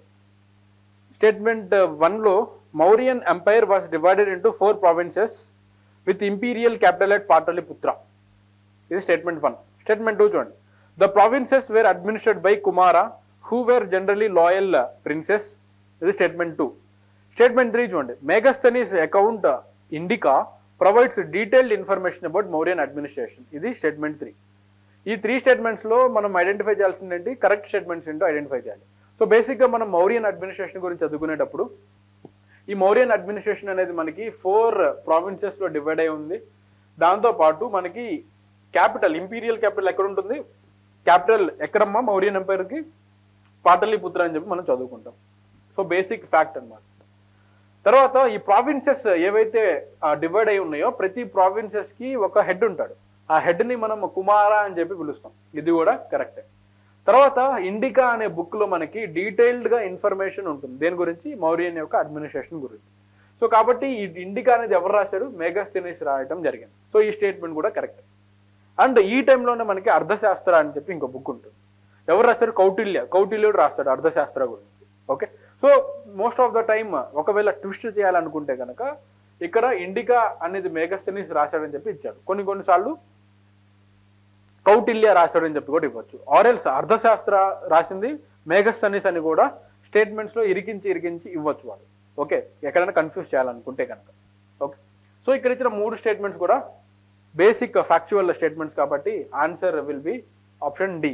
1, 2, 3 will be the right answer for question number 17. Then question number 18, which of the following statements, ఇక్కడ చదువుతాను, which of the following statement is or true about socio economic conditions during Mauryan period. Guys ఇక్కడ మీరు గుర్తుపెట్టుకోవాల్సింది ఏంటంటే, ఇంతకు ముందు క్వశ్చన్ కూడా it was related to Mauryan period, but ఇంతకు ముందు question it was related to administration of Mauryans. And ఇక్కడ మీరు చేయాల్సిన ఇంపార్టెంట్ పని ఏంటంటే, ఈ అడ్మినిస్ట్రేషన్ ఆఫ్ మౌర్యన్స్ గురించి మనం ఎప్పుడైతే డిస్కస్ చేస్తున్నామో మీరు ఒక 2 to 3 minutes ఒకసారి క్వశ్చన్లో అడిగిన పాయింట్స్ కాకుండా వేరే పాయింట్స్ని కూడా ఒకసారి రివైజ్ చేసుకోవడానికి ట్రై చేయండి. ఓకే, అండ్ ఇప్పుడు second question socio economic condition of Mauryans గురించి అడగడం జరిగింది. సో సోషియో ఎకనామిక్ కండిషన్స్ కనుక చూస్తే స్టేట్మెంట్లో వీడు land revenue was primary source of income for the state అని అడిగాడు అని చెప్పాడు. సెకండ్ స్టేట్మెంట్లో the state had monopoly over mining, forest produce and liquor అని చెప్పడం జరిగింది. తర్వాత థర్డ్ స్టేట్మెంట్లో trade and commerce were regulated and facilitated by the state అని చెప్పడం జరిగింది. సో ఇక్కడ 3 స్టేట్మెంట్స్ కనుక గమనిస్తే సోషియో ఎకనామిక్ కండిషన్స్ గురించి అడుగుతున్నాడు కాబట్టి ఈ ల్యాండ్ రెవెన్యూ ఏదైతే ఉందో జనరల్గా మనకి ఆ పర్టికులర్ టైంలో రెవెన్యూస్లో ల్యాండ్ రెవెన్యూ అనేది it was primary source of ఇన్కమ్గా ఉండేదన్నమాట. ఓకే, కాబట్టి స్టేట్మెంట్ 1 అనేది కరెక్ట్. తర్వాత ఆబ్వియస్గా మనకి కొన్ని ఏరియాస్లో మనకి మోనోపలీ ఉంటుంది. ఆ కొన్ని ఏరియాస్ ఏంటి? మైనింగ్ కానీ, ఫారెస్ట్ ప్రొడ్యూస్ కానీ, లిక్కర్ కానీ మనకి మోనోపలీ ఉంటుంది. సో ఇప్పటికి కూడా మనం చూడండి మైనింగ్ కానీ, ఫారెస్ట్ ప్రొడ్యూస్ కానీ, తర్వాత లిక్కర్ కానీ మొత్తం కూడా గవర్నమెంటే కంట్రోల్ చేస్తూ ఉంటుంది. మరి ప్రైవేట్ షాప్స్ ఉన్నాయి కదా సార్ అంటే, ఎస్ ప్రైవేట్ షాప్స్ ఉంటాయి, కానీ ఎక్సైజ్ డిపార్ట్మెంట్ ద్వారా ఆ ప్రైవేట్ షాప్స్కి లైసెన్సెస్ ఇచ్చి ఈ గవర్నమెంట్ అనేది కంట్రోల్ చేస్తూ ఉంటుంది. పాయింట్ అర్థమైందా? ఈవెన్ మైనింగ్ అలాగే ఫారెస్ట్ ప్రొడ్యూస్ కూడా గవర్నమెంట్ కంట్రోల్లోనే ఉంటుంది. ప్రైవేట్ కంట్రోల్లో ఉండటం అంటే ఏంటి? మనకి ఇష్టం వచ్చినట్టు, ఇష్టం ఉన్న చోట, ఇష్టం వచ్చినప్పుడు మనం షాప్స్ ఓపెన్ చేయడం, ఆర్ ఎల్స్ మైనింగ్ తవ్వేసుకోవడం అనమాట. ఓకే, సో ఈ మోనోపలీ ఏదైతే స్టేట్ గవర్నమెంట్ ఏదైతే చేస్తుందో ఇప్పుడు కూడా నేను మోనోపోలీ అని చెప్పనులే కానీ కంట్రోల్ మాత్రం గవర్నమెంట్ దగ్గరే ఉంటుంది. సో అప్పుడు ఫాలో అయిన ఈ దాన్నే ఇప్పుడు కూడా మన వాళ్ళు ఫాలో అవుతున్నారు. Trade and commerce were regulated and facilitated by the state. Obvious గా ట్రేడ్ అండ్ కామర్స్ ఏవైతే ఉంటాయో మెజారిటీగా స్టేట్ అంటే ఆ రాజ్యమే ఆ కింగ్డమ్ మొత్తం సెంట్రలైజ్డ్ గా ట్రేడ్ అండ్ కామర్స్ అనేవి ఇవే వీళ్ళు మాత్రమే రెగ్యులేట్ చేసేవాళ్ళు. సో కాబట్టి స్టేట్మెంట్ ఇక్కడ ఇచ్చిన 3 కూడా basic fundamental statements relating to socio economic conditions of Mauryan. And మీరు ఒకసారి గమనిస్తే majority of the socio economic conditions ఏవైతే ఉంటాయి ఇప్పుడు ప్రెసెంట్ ఉన్న ఇండియన్ సినారియోలో మీకు అవి కనిపిస్తూ ఉంటాయి అన్నమాట. సో కాబట్టి statement D will be the right answer for question number 18. Question number 19 చూడండి. క్వశ్చన్ నెంబర్ 19 కనుక చూస్తే విత్ రిఫరెన్స్ టు ఇక్కడ చదువుతాను. Question number 19 with reference to cultural contributions of Mauryan period. చూడండి ఇక్కడ ఈ క్వశ్చన్ అనేది it is related to cultural. Already మనకి సోషియో ఎకనామిక్ కండిషన్ అయిపోయింది, అడ్మినిస్ట్రేషన్ అయిపోయింది, ఇప్పుడు cultural contribution of Mauryan period గురించి అడుగుతున్నాడు. Consider the following statements. Mauryan rulers especially Ashoka promoted Buddhism extensively. Right or wrong? Yes, it is right statement. So statement 1 అనేది correct. The period saw the construction of several స్తూపాస్ and viharas. మనకి Mauryan period లో మనకి అంతెందుకు మనం ఏ స్తూపా చూసినా ఏ విహారా చూసినా అశోక పిల్లర్, అశోక స్తూప అని చెప్పి పిలుస్తూ ఉంటాం. సో అశోక అనే ఆయన మౌర్యన్ పీరియడ్కి సంబంధించిన ఆయన కాబట్టి ఆబ్వియస్ గా ఈ పీరియడ్ లో మనకి కన్స్ట్రక్షన్ ఆఫ్ స్తూపాస్ అండ్ విహారాస్ అనేవి చాలా ఎక్కువగా ఎక్స్టెన్సివ్ గా జరిగేవి. అది కాకుండా ఈ విహారాస్ ఏవైతే ఉంటాయో ఈ viharas they are resting places for Buddhist monks and this is related to బుద్ధిజానికి సంబంధించిన ప్లేసెస్ అన్నమాట. సో ఆబ్వియస్ గా మనకు తెలిసింది ఏంటి, అశోకుడు బుద్ధిజం యొక్క ప్రమోషన్ ఎక్కువ చేయడం జరిగింది. అండ్ మోర్ ఓవర్ ఈ Ashoka belongs to Mauryan dynasty. So కాబట్టి స్టేట్మెంట్ 2 అనేది కరెక్ట్. స్టేట్మెంట్ 3 చూడండి. Mauryan art was characterised by the use of polished stone. ఇక్కడ మనం చూడాల్సిన పాయింట్ ఏంటంటే, ఫర్ సపోజ్ ఈ స్టేట్మెంట్ చాలా ఇంపార్టెంట్ స్టేట్మెంట్. ఎందుకు? ఇక్కడ ఓన్లీ అని ఉందనుకోండి, Mauryan art was characterised by use of polished stones only అని ఉందనుకోండి, ఈ స్టేట్మెంట్ తప్పు అవుతుంది. ఇక్కడ ఓన్లీ లేదు కాబట్టి ఈ స్టేట్మెంట్ అనేది కరెక్ట్ అవుతుంది. ఎందుకు? మనకి మౌర్యన్ ఆర్ట్ ఆర్ఎల్స్ మౌర్యన్ టైంలో మనకి పాలిష్డ్ స్టోన్ తో పాటు శాండ్ స్టోన్స్ కూడా మనకి కనపడేది. ఈ శాండ్ స్టోన్స్ తో కూడా పిల్లర్స్ ని వీళ్ళు కన్స్ట్రక్ట్ చేయడం జరిగింది. పాయింట్ అర్థమవుతుందా? దాంతోపాటు క్వశ్చన్ లో స్టేట్మెంట్ లో శాండ్ స్టోన్ ఓన్లీ అని ఇచ్చిన స్టేట్మెంట్ అనేది తప్పు అవుతుంది. ఇక్కడ ఈ స్టేట్మెంట్ అనేది ఎక్స్ట్రీమ్ స్టేట్మెంట్ కాదు, ఇది జనరలైజ్డ్ నార్మల్ స్టేట్మెంట్. ఈ నార్మల్ స్టేట్మెంట్ లో వాళ్ళు ఏం చెప్తున్నారంటే Mauryan art was characterised by use of polished stones కూడా వాడారు అని చెప్పి చెప్తున్నారు. పాలిష్డ్ స్టోన్స్ మాత్రమే వాడారు అని చెప్పి చెప్పారు. పాయింట్ అర్థమైందా? రైట్. ఇక్కడ మీరు గమనిస్తే ఈ పాలిష్డ్ స్టోన్స్ ఏవైతే ఈ మౌర్యన్ ఆర్ట్ ఉందో మనం దీన్ని పర్షియన్ ఆర్ట్తో మనం కంపేర్ చేసుకోవచ్చు. ఎందుకు? పర్షియన్ ఆర్ట్ లో కూడా పిల్లర్స్ ఏవైతే ఉంటాయో వాటిని పాలిష్డ్ స్టోన్స్ తో వీళ్ళు కన్స్ట్రక్ట్ చేయడం జరిగింది. ఈవెన్ మౌర్యన్ ఆర్ట్ లో కూడా మనకి కొన్ని పిల్లర్స్ పాలిష్డ్ స్టోన్స్ తో కన్స్ట్రక్ట్ చేయడం జరిగింది అనమాట. ఓకే, సో కాబట్టి స్టేట్మెంట్ 3 కూడా రైట్ అవుతుంది. Option will be option D. So చాలా మందికి ఇక్కడ డౌట్ ఉంటుంది, సార్ ఇక్కడ మనకి శాండ్ స్టోన్నే కదా, మరి పాలిష్డ్ స్టోన్ అంటున్నారు ఏంటి అని చెప్పి డౌట్ ఉంటుంది. రైట్. ఇప్పుడు క్వశ్చన్ నెంబర్ 20 చూడండి. Consider the following statements about Mauryan economy. చూసారా, ఇప్పుడు నెక్స్ట్ పర్స్పెక్టివ్ మౌర్యన్ డైనాసిటీలో నెక్స్ట్ పర్స్పెక్టివ్ చూసుకుంటున్నాం. అదేంటంటే ఎకానమీకి సంబంధించి మౌర్యన్ టైంలో ఎకానమీ ఎలా ఉంది దాని మీద క్వశ్చన్ అనమాట. Mauryan economy was predominantly agrarian. తెలుగులో మౌర్య ఆర్థిక వ్యవస్థ ప్రధానంగా వ్యవసాయాధారితమైనది. సెకండ్ స్టేట్మెంట్ చూడండి. The state maintained extensive irrigation systems to support agriculture. వ్యవసాయానికి మద్దతుగా రాష్ట్రం విస్తృతమైన నీటి పారుదల వ్యవస్థను నిర్వహించింది. థర్డ్ వన్ చూడండి. Craft and guilds were significant part of urban economy. So craft and guilds మనకి ఎక్కువగా ఈ అర్బన్ ప్లేసెస్ లో ఎక్కువగా కనిపిస్తాయి అని చెప్పి ఇవ్వటం జరిగింది. సో మనం ఇక్కడ ఐడెంటిఫై చేయాల్సింది ఏంటంటే కరెక్ట్ స్టేట్మెంట్స్ ఏంటో ఐడెంటిఫై చేయాలి. ఇఫ్ యు సీ ఈ 3 స్టేట్మెంట్స్ కూడా again they are basic fundamental statements of Mauryan economy. So Mauryan టైంలో మనకి ఎక్కువగా ప్రిడామినెంట్ గా అగ్రికల్చర్ అనేది మెయిన్ ఎకానమీగా ఉండేది అనమాట. అగ్రేరియన్ ఎకానమీ అనేది ఎక్కువగా ఉండేది. మరి ఇందాక ల్యాండ్ రెవెన్యూ అన్నారు, ల్యాండ్ ట్యాక్సెస్ అన్నారు సార్ అంటే ఎస్, వాళ్ళు కలెక్ట్ చేసే ట్యాక్సెస్లో టైప్ ఆఫ్ ట్యాక్సెస్లో ల్యాండ్ ట్యాక్స్ అనేది ఎక్కువ ఇన్కమ్ వాళ్ళు జనరేట్ చేసుకునే వాళ్ళు. But most of the economy it was agrarian economy. తర్వాత ఇక్కడ మనం గుర్తుపెట్టుకోవాల్సింది ఏంటంటే, ఎప్పుడైతే మనం అగ్రేరియన్ ఎకానమీ అని చెప్తున్నామో రెండు ఉండాలి. ఎయిదర్ మనకి వాటర్ అనేది కంటిన్యూస్గా రైన్ఫాల్ ఉండాలి, ఆర్ ఎల్స్ మనం ఆర్టిఫిషియల్గా సేవ్ చేసుకుని ఉండాలి. అంటే ఏంటి, న్యాచురల్గానే ఉండాలి, ఆర్టిఫిషియల్గానే ఉండాలి. సో ఒకవేళ న్యాచురల్గా లేదనుకోండి, ఆబ్వియస్గా ఆర్టిఫిషియల్గా పెట్టుకోవాలి. అలా పెట్టుకోవాలంటే మనకి ఇరిగేషన్ సిస్టమ్ అనేది చాలా ఇంపార్టెంట్. సో ఇరిగేషన్ సిస్టమ్ కూడా ఈ టైంలో ఎక్కువగానే ఉంది. తర్వాత crafts and guilds were significant part of urban economy. Urban ఎకానమీలో మనకి క్రాఫ్ట్స్ కానీ గిల్డ్స్ కానీ ఇవి ఎక్కువగా ఉండేవన్నమాట. సో ఈ మూడు కూడా these 3 are basic fundamental statements related to economy of Mauryan. So option D will be the right answer for question number 20. తర్వాత question number 21, with reference to Mauryan empire contributions to infrastructure consider the following statements. ఈ Mauryan umpire infrastructure గురించి అడగడం జరిగింది. నేను question పేపర్లో question చదువుతున్నాను. Right, with reference to Mauryan empire's contribution to infrastructure. Statement 1 చూడండి, extensive road networks were built to connect various parts of empire. Water management systems including statement 2, water management systems including canals and reservoirs were developed. 3, state promoted the construction of hospitals and rest houses. ఇది statement 3. Which of the following are correct అని చెప్పి అడుగుతున్నాడు. So ఈ మూడు కూడా again they are basic fundamental points relating to infrastructure of Mauryan empire. Mauryan టైంలో మనకి extensive road networks అనేవి ఉండేవి అనమాట. తర్వాత వాటర్ మేనేజ్మెంట్ సిస్టమ్ ఇందాకే మనం చూసాం, రిజర్వాయర్స్, ఇరిగేషన్ సిస్టమ్ అనేది వీళ్ళు బాగా మెయింటైన్ చేయడం జరిగింది. తర్వాత state promoted the construction of hospitals and rest houses. So ఆ టైంలో గవర్నమెంట్ ఐ మీన్ ఆ రాజు ఎవరైతే ఉంటారో ఆయన ఎంటైర్గా మనకి హాస్పిటల్స్ కానీ రెస్ట్ హౌసెస్ కానీ కన్స్ట్రక్ట్ చేయడం జరిగింది. అందుకని మనం చూడండి, అశోకుడు నాటిన చెట్లు, అశోకుడు మంచి రాజు, రోడ్డుకి ఇరువైపుల చెట్లు నాటించాడు, హాస్పిటల్ కట్టించాడు, ఇంకేంటి ఇంకా చాలా చేశాడు. చేసిన మంచి పనులన్నీ కూడా మనం అశోకుడు చేశాడని చెప్పి మనం చదువుకుంటాం.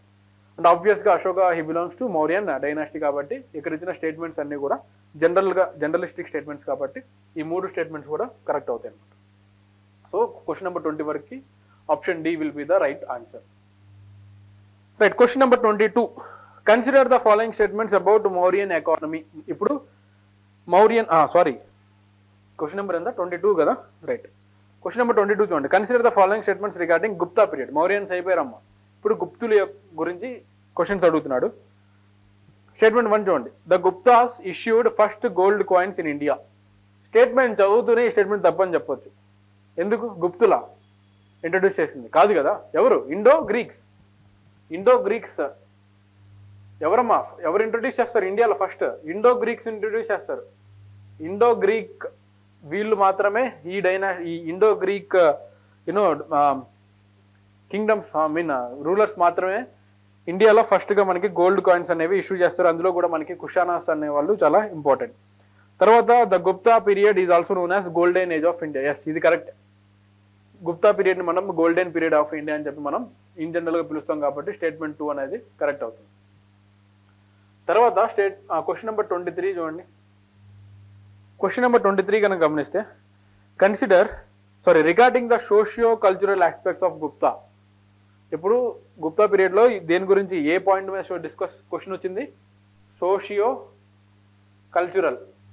చూడమ్మా, ఇందాక మౌర్యన్స్లో మనం ఎకనామిక్ కండిషన్స్ గురించి, సోషియో కల్చరల్ కండిషన్స్ గురించి అలా డిఫరెంట్ ఆస్పెక్ట్స్ మీద క్వశ్చన్స్ అనేవి డివైడ్ చేసి అడగడం జరిగింది. సో అలాగే ఇక్కడ గుప్తాస్కి సంబంధించి కూడా సోషియో కల్చరల్ ఆస్పెక్ట్స్ మీద క్వశ్చన్ అడగడం జరుగుతుంది. స్టేట్మెంట్ 1 చూడండి, Gupta patronized Buddhism extensively leading to its spread across Asia. ఇది స్టేట్మెంట్ 1.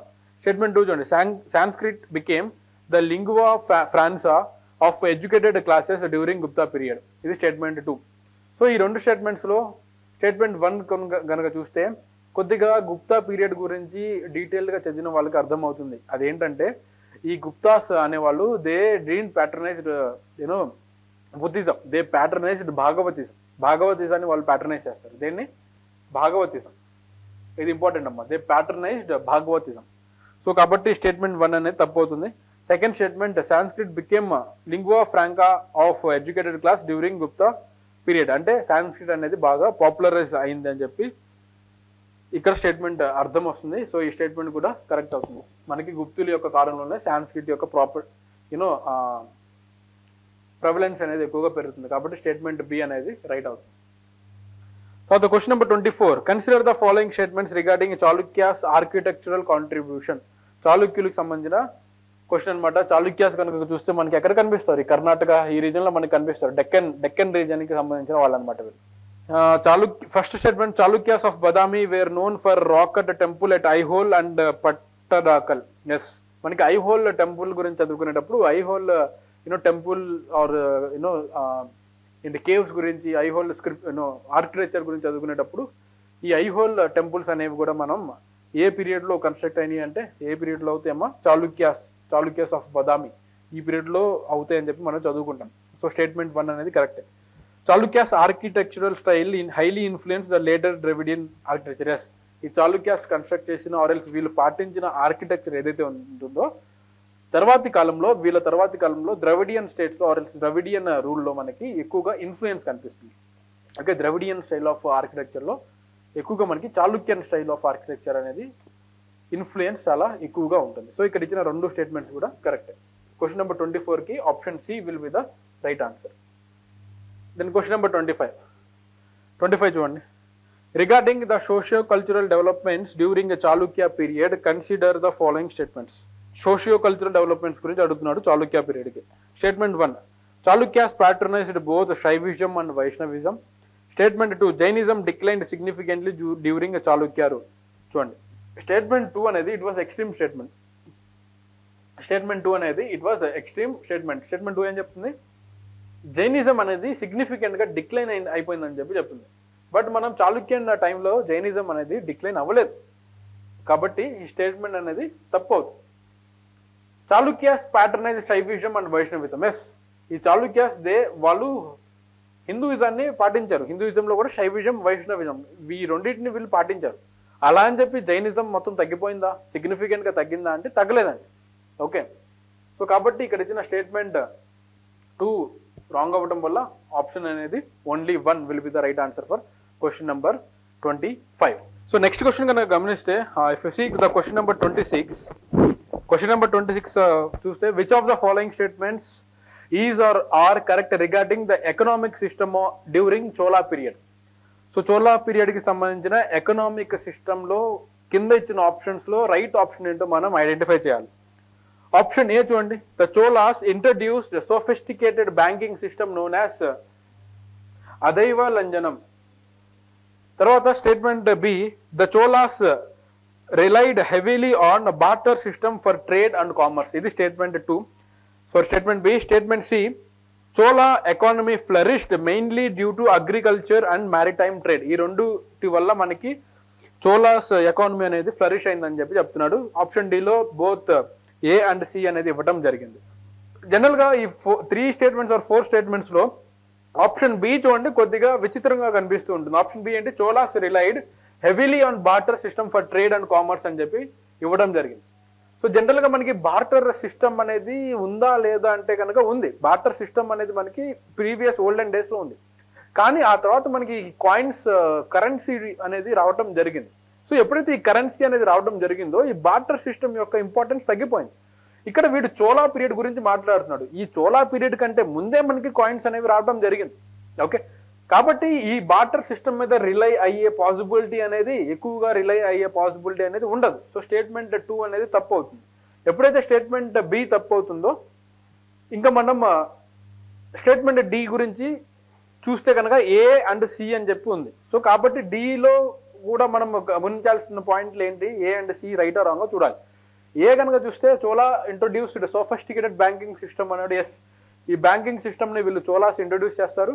తర్వాత Chola economy flourished due to agriculture maritime trade. ఇది కూడా correct. Agriculture and maritime trade వల్లే మనకి ఈ చోళాస్ యొక్క ఎకానమీ అనేది ఫ్లరిష్ అయింది. ఈ చోళాస్ టైంలో వీళ్ళకి maritime boundaries or maritime economy అనేది ఎక్కువగా ఫ్లరిష్ అవడానికి రీజన్ ఏంటంటే వీళ్ళు నేవీ అనేది ఎక్కువ స్ట్రెంథెన్ చేసుకున్నారు వీళ్ళు. ఓకే, సో కాబట్టి స్టేట్మెంట్ సి రైట్ అవడం వల్ల both A and C are right answers for question number 26. Which of the following architectural marvels were commissioned by Cholas during their reign. So Cholas architectural marvels ఏమున్నాయని చెప్పి అడుగుతున్నాడు. Option ఏలో వీడు Brihadeeswara temple at Thanjavur అని చెప్పి అడగడం జరిగింది. ఆప్షన్ బిలో sun temple at Konark, option సిలో ఖజురాహో టెంపుల్స్, ఆప్షన్ డిలో బోత్ ఏ అండ్ బి అని చెప్పి చెప్పడం జరిగింది. సో ఇఫ్ యు సీ ఇక్కడ ఇచ్చిన 4 ఆప్షన్స్ లో ఈ చోలాస్ కి సంబంధించిన టెంపుల్ ఏదయ్యా అంటే ఆప్షన్ ఏ ఒకటే, తంజావూర్ బృహదీశ్వర టెంపుల్ ఎట్ తంజావూర్ మాత్రమే మనకి చోలాస్ కమిషన్ చేయడం జరిగింది. మరి సన్ టెంపుల్ ఎట్ కోనార్క్ ఎవరు చేశారు? Sun temple at Konark was constructed by Narasimha one. ఈ Narasimha one he belongs to Eastern Ganga dynasty. ఏ dynasty? Eastern Ganga dynasty. Eastern Ganga dynasty. Then Khajuraho temples. What about these Khajuraho temples? Who constructed these Khajuraho temples? Ever construct చేశారు? These Khajuraho temples were constructed by Chandela dynasty. ఏ dynasty? Chandela dynasty. So కాబట్టి option A మాత్రమే right. తర్వాత question number 28 చూడండి. Which of the following statements best describes the economic conditions of Harsha period? Statement A, economic condition was predominantly agrarian with the trade and commerce thriving alongside. B, economy was solely reliant on the trade routes with minimum agricultural productivity. C, both A and B. D, none of the above. So ఈ రెండు statements కనుక గమనిస్తే they are contradictory to each other. First statement లో వాళ్ళు ఏం చెప్తున్నారు? First statement లో economy అనేది అగ్రేరియన్ ఎకానమీ అని చెప్పి చెప్తున్నాడు. ట్రేడ్ అండ్ కామర్స్ కూడా ఉండేవి, కానీ ఎక్కువగా మనకి అగ్రికల్చర్ ద్వారా ఎకానమీ అనేది రన్ అయ్యేదని చెప్పి చెప్తున్నాడు. బీలో ఏం చెప్తున్నా అంటే దానికి ఆపోజిట్ గా he saying that economy of Harsha period was completely dependent on trade అని చెప్పి చెప్పడం జరుగుతుంది, అండ్ మినిమల్ అగ్రికల్చర్ ప్రొడక్టివిటీ అని చెప్పడం జరిగింది. సో ఇక్కడ మీరు గమనిస్తే ఎగ్జామ్ పాయింట్ ఆఫ్ వ్యూలో క్వశ్చన్ సాల్వ్ చేసేటప్పుడు ఇక్కడ మనకి 2 స్టేట్మెంట్స్ అనేవి contradictory statements. Option C, option డిలో ఆ 2 స్టేట్మెంట్స్ గురించి మాట్లాడాడు. ఇన్ జనరల్ గా కొన్నిసార్లు ఆప్షన్ సిలో, ఆప్షన్ డిలో వేరే ఏదైనా స్టేట్మెంట్స్ ఉన్నప్పుడు ఖచ్చితంగా ఆన్సర్ అనేది ఈ రెండిట్లోనే ఉంటుంది.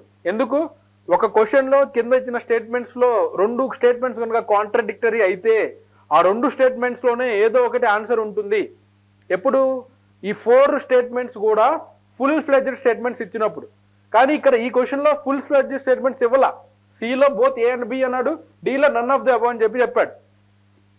పాయింట్ అర్థమైందా? అంటే ఏంటి? ఇలా చూసుకున్నా కానీ ఈ రెండిట్లోనే ఆన్సర్ ఉంటుంది. ఒకవేళ ఫుల్ ఫ్లెడ్జ్డ్ స్టేట్మెంట్స్ ఉన్నా అందులో ఖచ్చితంగా ఈ రెండిట్లోనే ఆన్సర్ ఉంటుంది, కాంట్రడిక్టరీ స్టేట్మెంట్స్ కాబట్టి. సో ఈ హర్ష ఎకానమీ కనుక మనం గమనిస్తే ఈ హర్ష ఎకానమీ మొత్తం కూడా it was agrarian economy. Agrarian economy అంటే అగ్రికల్చర్ మీద డిపెండ్ అయ్యి ఎక్కువగా ఎకానమీ అనేది మూవ్ అవుతుంది. సైడ్ బై సైడ్ లో మనకి ట్రేడ్ అండ్ కామర్స్ కూడా ఉండేదన్నమాట. But majoritarily it was dependent upon agriculture. So option A will be the right answer for question number 28. Then question number 29. Which statement accurately reflects the socio-cultural atmosphere under King Harsha's rule? So statement A chudandi, Hinduism was exclusive state religion and other faiths were suppressed. Statement B, Harsha was known for his religious tolerance, promoting Buddhism and patronizing scholars regardless of their faith. Option number C, both A and B. Option D, none of the above. Again, ఇక్కడ option A and option B both are contradictory to each other. But answer కనుక మనం గమనిస్తే during Harsha's period religious tolerance ఉండేది, మనకి religious ఇల్ tolerance లేదు. Harsha period లో మనకి religious tolerance ఉండేది. బుద్ధిజంని వీళ్ళు ప్రమోట్ చేసేవాళ్ళు అండ్ స్కాలర్స్ ని వీళ్ళు ప్యాటర్నైజ్ చేసేవాళ్ళు. కాబట్టి statement B is right answer for question number 29. Then question number 30 చూడండి. Which of the following was significant feature of Rajput architecture? Rajput architecture కి సంబంధించిన రైట్ స్టేట్మెంట్స్ అండి. స్టేట్మెంట్ ఏలో use of domes and minarets అన్నాడు. ఎస్, మనకి Doms, minarets అనేవి Rajput architecture లో కనిపిస్తాయి. Strong fortification and intricate designs, yes, ఈ రెండు కూడా మనకి కనిపించడం వల్ల option will be option C. తర్వాత question number 31. Consider the following statements about the establishment of Delhi sultanate. Delhi sultanate కి సంబంధించిన క్వశ్చన్ కనుక గమనిస్తే Delhi sultanate was established by Qutbuddin Aibak in 1206. Right or wrong? మనకి ఢిల్లీ సల్తనేట్ ఎవరు ఎస్టాబ్లిష్ చేస్తారమ్మా? కుతుబుద్దీన్ ఐబక్ ఎస్టాబ్లిష్ చేస్తారు. కాబట్టి question answer is right. But ఇక్కడ గమనించాల్సింది ఏంటంటే 1206 అన్నాడు. కొన్నిసార్లు ఈ ఇయర్ మార్చి కూడా ఇవ్వడం జరుగుతూ ఉంటుంది. So we should be aware of the year. But question statement 2, Delhi sultanate replaced the Ghurid empire in North India. Yes, ఇది కూడా కరెక్టే. ఢిల్లీ సల్తనేట్ అనేది ఈ గురిడ్ ఎంపైర్ ని రీప్లేస్ చేసి ఈ ఢిల్లీ సల్తనేట్ అనేది వస్తుంది అనమాట. సో కాబట్టి statement 2 is right for question number 31. Then question number 32, consider the following statements about Iltutmish. Iltutmish was first sultan of Delhi to introduce currency system based upon silver tanga. ఇది statement 1. Statement 2 చూడండి. Statement 2 కనుక గమనిస్తే he was founder of slave dynasty. ఇది statement 2. So statement 1, Iltutmish was first sultan of Delhi to introduce silver currency system based upon silver tanka. Yes, ఇది రైటే. దాంతోపాటు he was founder of slave dynasty అన్నాడు. No, this is wrong statement. మరి slave dynasty ఎవరు form చేస్తారన్న? Qutbuddin Aibak. So Qutbuddin Aibak will be the founder of slave dynasty. So answer is option A, 1 only. తర్వాత question number 33 చూడండి. Question number 33 చూస్తే consider the following statements about Khalji dynasty. Option statement 1, Alauddin Khalji was first ruler of Khalji dynasty. Statement 2, Khalji dynasty is known for implementing market reforms and price control measures. So if you observe the statement 1, first ruler అని చెప్పి చెప్తున్నాడు. But Alauddin Khalji was not the first ruler of Khalji dynasty. ఎవరు first ruler? ఎవరమ్మా? జలాలుద్దీన్ ఖల్జీ. ఎవరు? Jalaluddin Khalji will be the first ruler of Khalji dynasty. Third statement 2, Khalji dynasty is known for implementing market reforms and price control measures. Yes, ఇది correct. Market reforms and price control measures అనేవి ఈ dynasty చేస్తుంది. So option will be option B. తర్వాత question number 34, consider the following statements about end of Delhi sultanate. So statement 1 కనుక గమనిస్తే Delhi sultanate ended with establishment of Mughal empire by Babur. Second statement, the last Delhi sultan was Ibrahim Lodi who defeated at Battle of Panipat in 1526. So జనరల్గా మనం గుర్తుపెట్టుకోవాల్సిన విషయం ఏంటంటే Delhi sultanate అనేది ఎప్పుడు end అవుతుంది? అంటే మనకి బ్యాటిల్ ఆఫ్ పానీపట్ ద్వారా ఎండ్ అవుతుంది. సో ఈ బ్యాటిల్ ఆఫ్ పానీపట్ అనేది మనకి 1526లో జరుగుతుంది. ఎవరి మధ్య జరుగుతుంది? బాబర్ అండ్ ఇబ్రహీం లోడి మధ్యలో జరుగుతుంది. అండ్ ఈ Ibrahim Lodi he belongs to Delhi sultanate and Babur he belongs to Mughal empire. So ఈ యుద్ధంలో మనం కనుక గమనిస్తే ఇబ్రహీం లోడి అనే ఆయన ఓడిపోతారు, బాబర్ అనే ఆయన గెలుస్తాడు. ఎప్పుడైతే బాబర్ గెలిచాడో అప్పుడు మనకి ముఘల్ ఎంపైర్ అనేది స్టార్ట్ అవుతుంది. సో ఇక్కడ ఇచ్చిన 2 స్టేట్మెంట్స్ కూడా రైట్ స్టేట్మెంట్స్ అవుతాయి. So option will be option C. Question number 35 చూస్తే consider the following statements regarding Bhakti movement.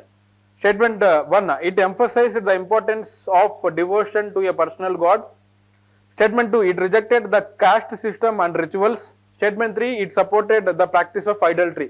So statement 3 కనుక గమనిస్తే statement 3 అనేది తప్పు అవుతుందని చెప్పి బేసిక్గా భక్తి మూవ్మెంట్ గురించి చదివేటప్పుడు మనం చదువుతాం. ఏంటది? ఐడల్టరీ ప్రాక్టీస్ అనేది ఈ భక్తి మూవ్మెంట్ లో వీళ్ళు యాక్సెప్ట్ చేయరనమాట. They will be opposing. But statement లో వీడు స్టార్టెడ్ ప్రాక్టీస్ అన్నాడు. ప్రాక్టీస్ అనేది వీళ్ళు చేయరు, దే విల్ బి అపోజింగ్. కాబట్టి స్టేట్మెంట్ 3 అనేది రాంగ్ అవుతుంది. స్టేట్మెంట్ 3ని ఎలిమినేట్ చేస్తే మనం ఆబ్వియస్ గా ఆన్సర్ విల్ బి ఆప్షన్ ఏ.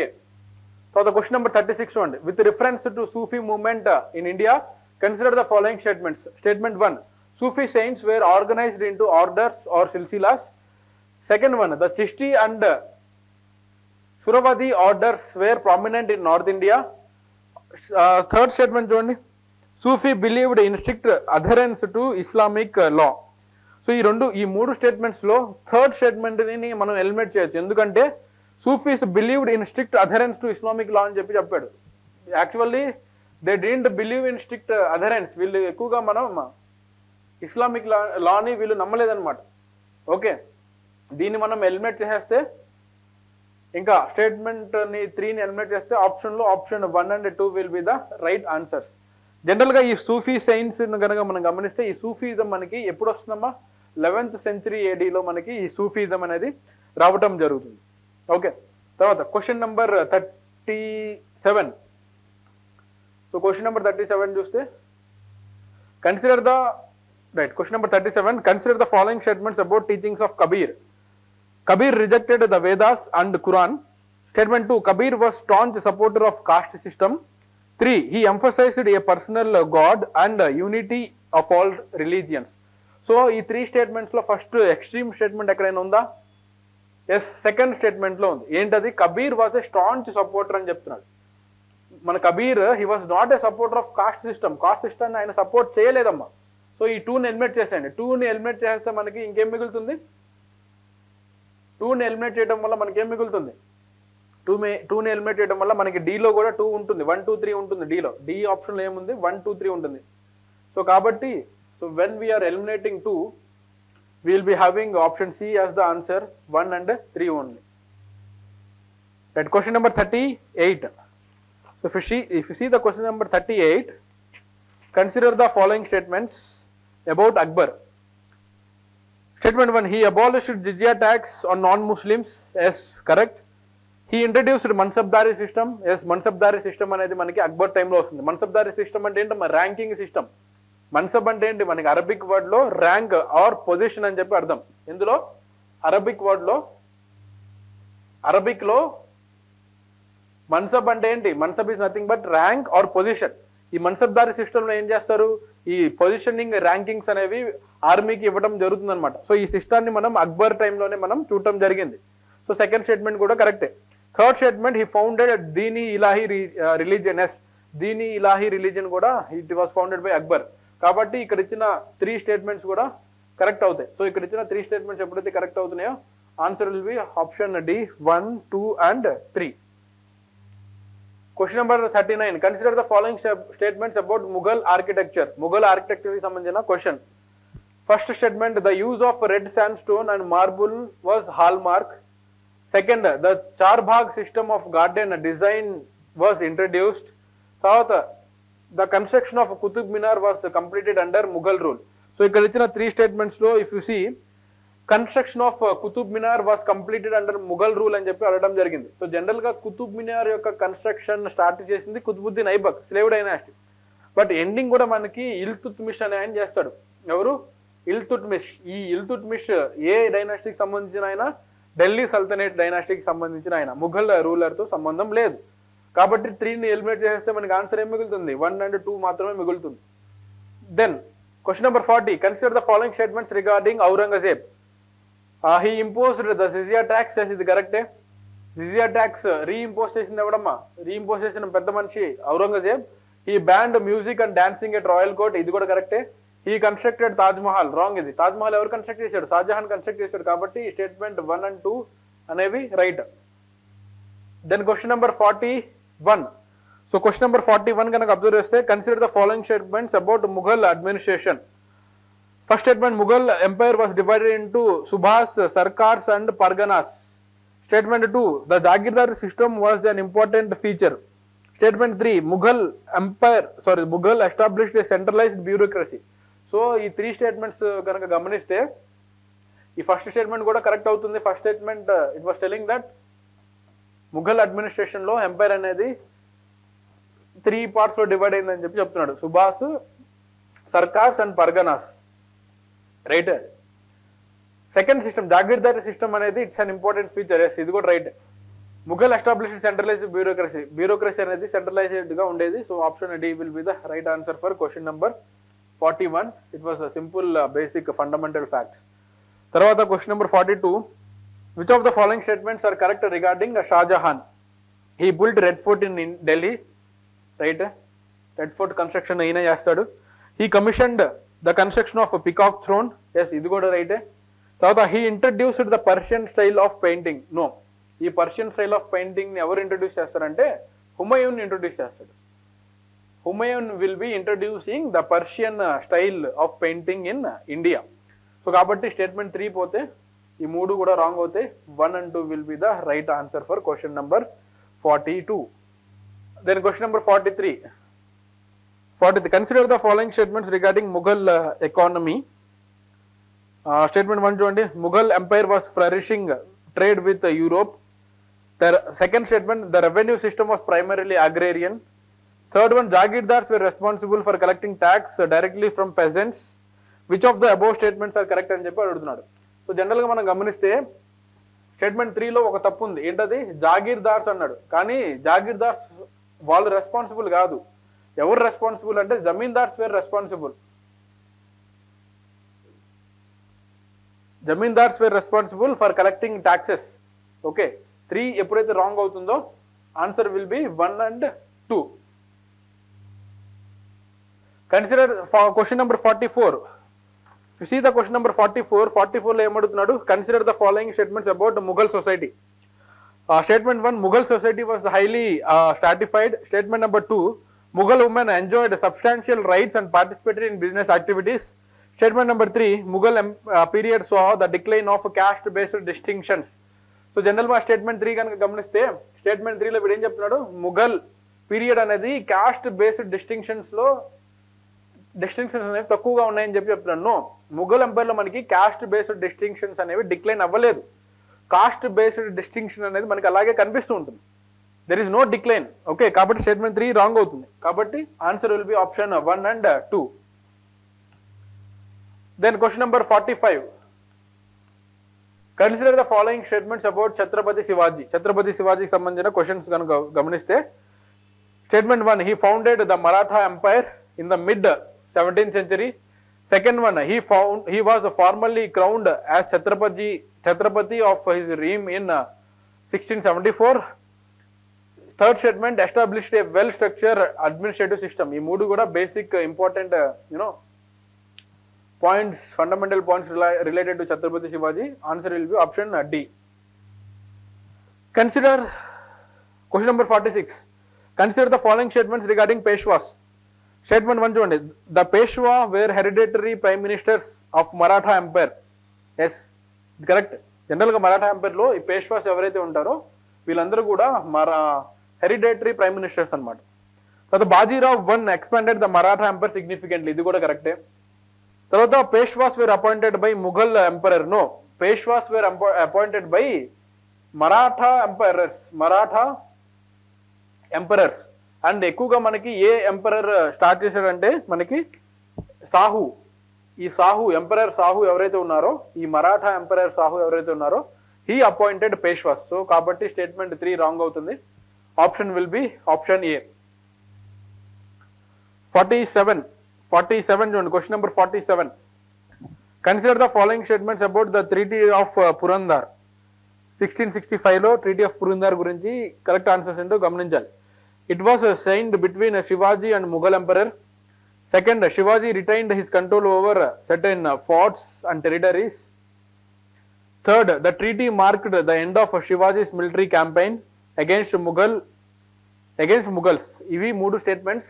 ఈ 3 స్టేట్మెంట్స్ లో కనుక గమనిస్తే second statement and third statement లో మనకి కాంట్రడిక్షన్ కనిపిస్తుంది. సెకండ్ స్టేట్మెంట్ ఏమన్నాడు? Shivaji retained his control over certain forts and territories అన్నాడు. థర్డ్ స్టేట్మెంట్ ఏమన్నాడు? Treaty market end of Shivaji's military campaign అన్నాడు. ఈ రెండిట్లో ఏం కరెక్ట్? రెండు కాంట్రడిక్టరీ.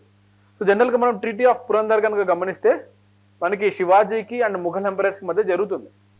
అండ్ స్టేట్మెంట్ 1 అనేది it was the right statement.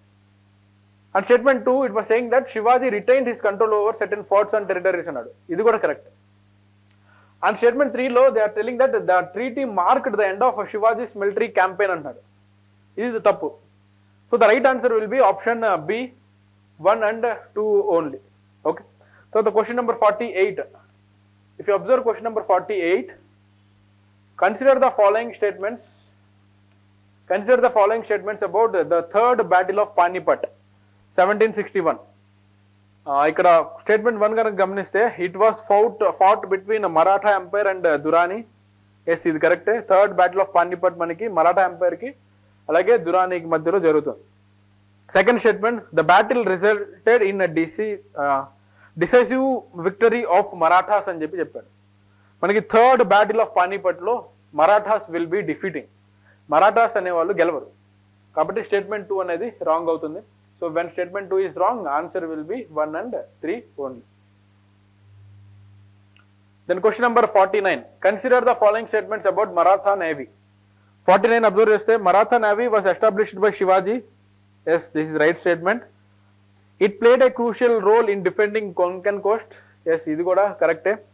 కొన్కన్ Coast అంటే మనకి ఎటువైపు మనకి వెస్టర్న్ పార్ట్ ఆఫ్ ఇండియాలో ఉంటుంది. Maratha navy defeated British navy in several battles, ఇది తప్పు. మరాఠా నేవీ అనేది బ్యాటిల్స్ బ్రిటిష్ నేవీ కంటే కూడా తక్కువ సామర్థ్యం కలిగి ఉంటుంది. So answer will be option A. Answer will be option A 1 and 2. Option 3 is wrong. Question number 50. Consider the following statements about the administrative system of Shivaji. One, he divided the kingdom into Swaraj and Mughal territories. Second one, he appointed the council of 8 ministers known as Ashtapradhans. Third one, Shivaji's administration was based upon principles of justice and welfare. So, ఈ 3 statements లో మనకి first statement అనేది తప్పు అవుతుంది. ఎందుకంటే first statement లో 2 provinces అన్నాడు, 2 kingdoms అన్నాడు. సో జనరల్ గా ఈ ముఘల్ ఎంపైర్ ఈ శివాజీ ఎంపైర్ అనేది 4 ప్రావిన్సెస్ లో డివైడ్ అయి ఉంటుంది అనమాట. ఏంటవి 4 ప్రావిన్సెస్ ఒకటి, తర్వాత ప్రాంతాస్ ఒకటి, పర్గనాస్ ఒకటి అండ్ విలేజెస్, ఈ 4 పార్ట్స్ లో డివైడ్ అయి ఉంటుంది. సో స్టేట్మెంట్ 1 అనేది తప్పు. Answer will be 2 and 3. Then question number 51. If you see the question number 51, consider the following statements about Bahmani kingdom. So ఈ బహమనీ కింగ్డమ్ కనుక గమనిస్తే ఈ బహమనీ కింగ్డమ్ లో statement 1, Bahmani kingdom was founded by Alauddin Hasan Bahman Shah. Second one, the capital of Bahmani kingdom was initially at Gulbarga. Third one, Bahmani kingdom eventually disintegrated into 5 Deccan sultanates. Yes, ఇక్కడ ఇచ్చిన 3 statements కూడా they are right about this Bahmani sultan. So answer will be 1, 2 and 3. Then question number 52. Consider the following statements about Deccan Sultanates. Deccan Sultanate కి సంబంధించిన correct statement ఏంటో identify చేయాలి. Statement 1, the Deccan Sultanates were initially part of Bahmani kingdom. Statement 2, the Sultanates included Ahmednagar, Bijapur, Golconda, Bidar and Berar. Third statement, they frequently allied with Vijayanagara empire against Mughals. So generally statement 3 lo they are saying that Delhi Sultanates were aligned with Vijayanagara empire. No, వీళ్ళు fighting మొత్తం కూడా ఇక్కడ మనకి Deccan సల్తనేట్స్ fighting మొత్తం కూడా Vijayanagara umpire కి against గానే ఉంటుంది. They will B fighting each other, Vijayanagara versus Deccan sultanate. కాబట్టి ఈ స్టేట్మెంట్ అనేది తప్పు. సో ఎప్పుడైతే స్టేట్మెంట్ 3 తప్పు అవుతుందో answer will be option 1 and 2. 52 కి answer option will be option A. Then question number 53. Consider the following statements about Battle of Tallikota 1565. ఈ Talikota battle 1565 general గా ఎవరి మధ్య జరుగుతుందమ్మా? డెక్కన్ సల్తనేట్స్ దాంతోపాటు విజయనగర ఎంపైర్ మధ్యలో జరుగుతుంది. ఓకే, స్టేట్మెంట్ 1 చూడండి, it was fought between Deccan sultanates and Vijayanagara empire. Yes, కరెక్టే. Second statement, the battle resulted in defeat of Vijayanagara empire. Yes, ఇది కూడా కరెక్టే. The battle marked the end of Deccan sultanates, ఇది తప్పు. ఆరల్స్ మీరు ఇక్కడ చూడండి, ఈ 2 కూడా కాంట్రడిక్టరీ. స్టేట్మెంట్ 2, స్టేట్మెంట్ 3 కూడా కాంట్రడిక్టరీ స్టేట్మెంట్, ఒకదానికి ఒకటి ఆపోజిట్ గా ఉంటాయి. బట్ మనకి తెలిసింది ఏంటంటే battle resulted in defeat of Vijayanagara empire. Vijayanagara empire ఓడిపోతుంది. ఎప్పుడైతే విజయనగర ఎంపైర్ ఓడిపోతుందో ఢిల్లీ సల్తనేట్స్ అనే వాళ్ళు గెలుస్తారు. బట్ స్టేట్మెంట్ 3 లో ఏం చెప్పాడు? ఢిల్లీ సల్తనేట్ అనేది అంతరించిపోయిందని చెప్పాడు. సో స్టేట్మెంట్ 3 తప్పు అవడం వల్ల answer will be 1 and 2. Consider the following statements about Bahmani administration. Statement 1, the administration was centralized with a strong central authority. ఇది స్టేట్మెంట్ 1. సో బహమనీ అడ్మినిస్ట్రేషన్ అనేది మనకి సెంట్రల్ అథారిటీ ఉండదు, ఫ్యూడల్ నేచర్ కలిగిన ఫ్యూడల్ అథారిటీ ఉంటుంది, feudal administration జరుగుతుంది. So 1 ని మనం eliminate చేసేస్తే answer will be 2 and 3. Right. 55. Consider the following statements about Muhammad Gawan. ఈ మొహమ్మద్ గవాన్ కనుక గమనిస్తే స్టేట్మెంట్ 1 లో he was prominent prime minister of Bahmani kingdom. Second లో he introduced administrative reforms. Third లో Muhammad Gawan was executed on charges of treason. So answer will be 1, 2, 3. ఈ 3 statements కూడా correct అవుతాయి. So answer will be option D. తర్వాత question number 56. Consider the following statements about the founding of Vijayanagara empire. Statement 1, the empire was founded by Harihara and Bukka. Harihara 1 and Bukka Raya 1. Yes, ఇది correct statement. Statement 1 is correct. The empire was established in 1336. Yes, ఇది కూడా కరెక్టే. తర్వాత it was founded on the bank of the river Tungabhadra, ఇది కూడా కరెక్టే. So answer will be option 1, 2 and 3. 57. Consider the following statements about administration of Vijayanagara empire. Administration గురించి మనం మాట్లాడాలి.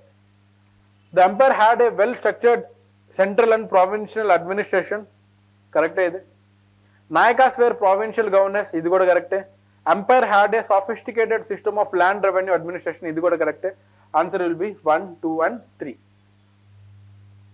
Question number 58. Consider the following statements about Krishna Deva Raya. He was a ruler of Tuluva dynasty. Krishna Deva Raya is a ruler of Tuluva dynasty. Statement 1 అనేది correct statement.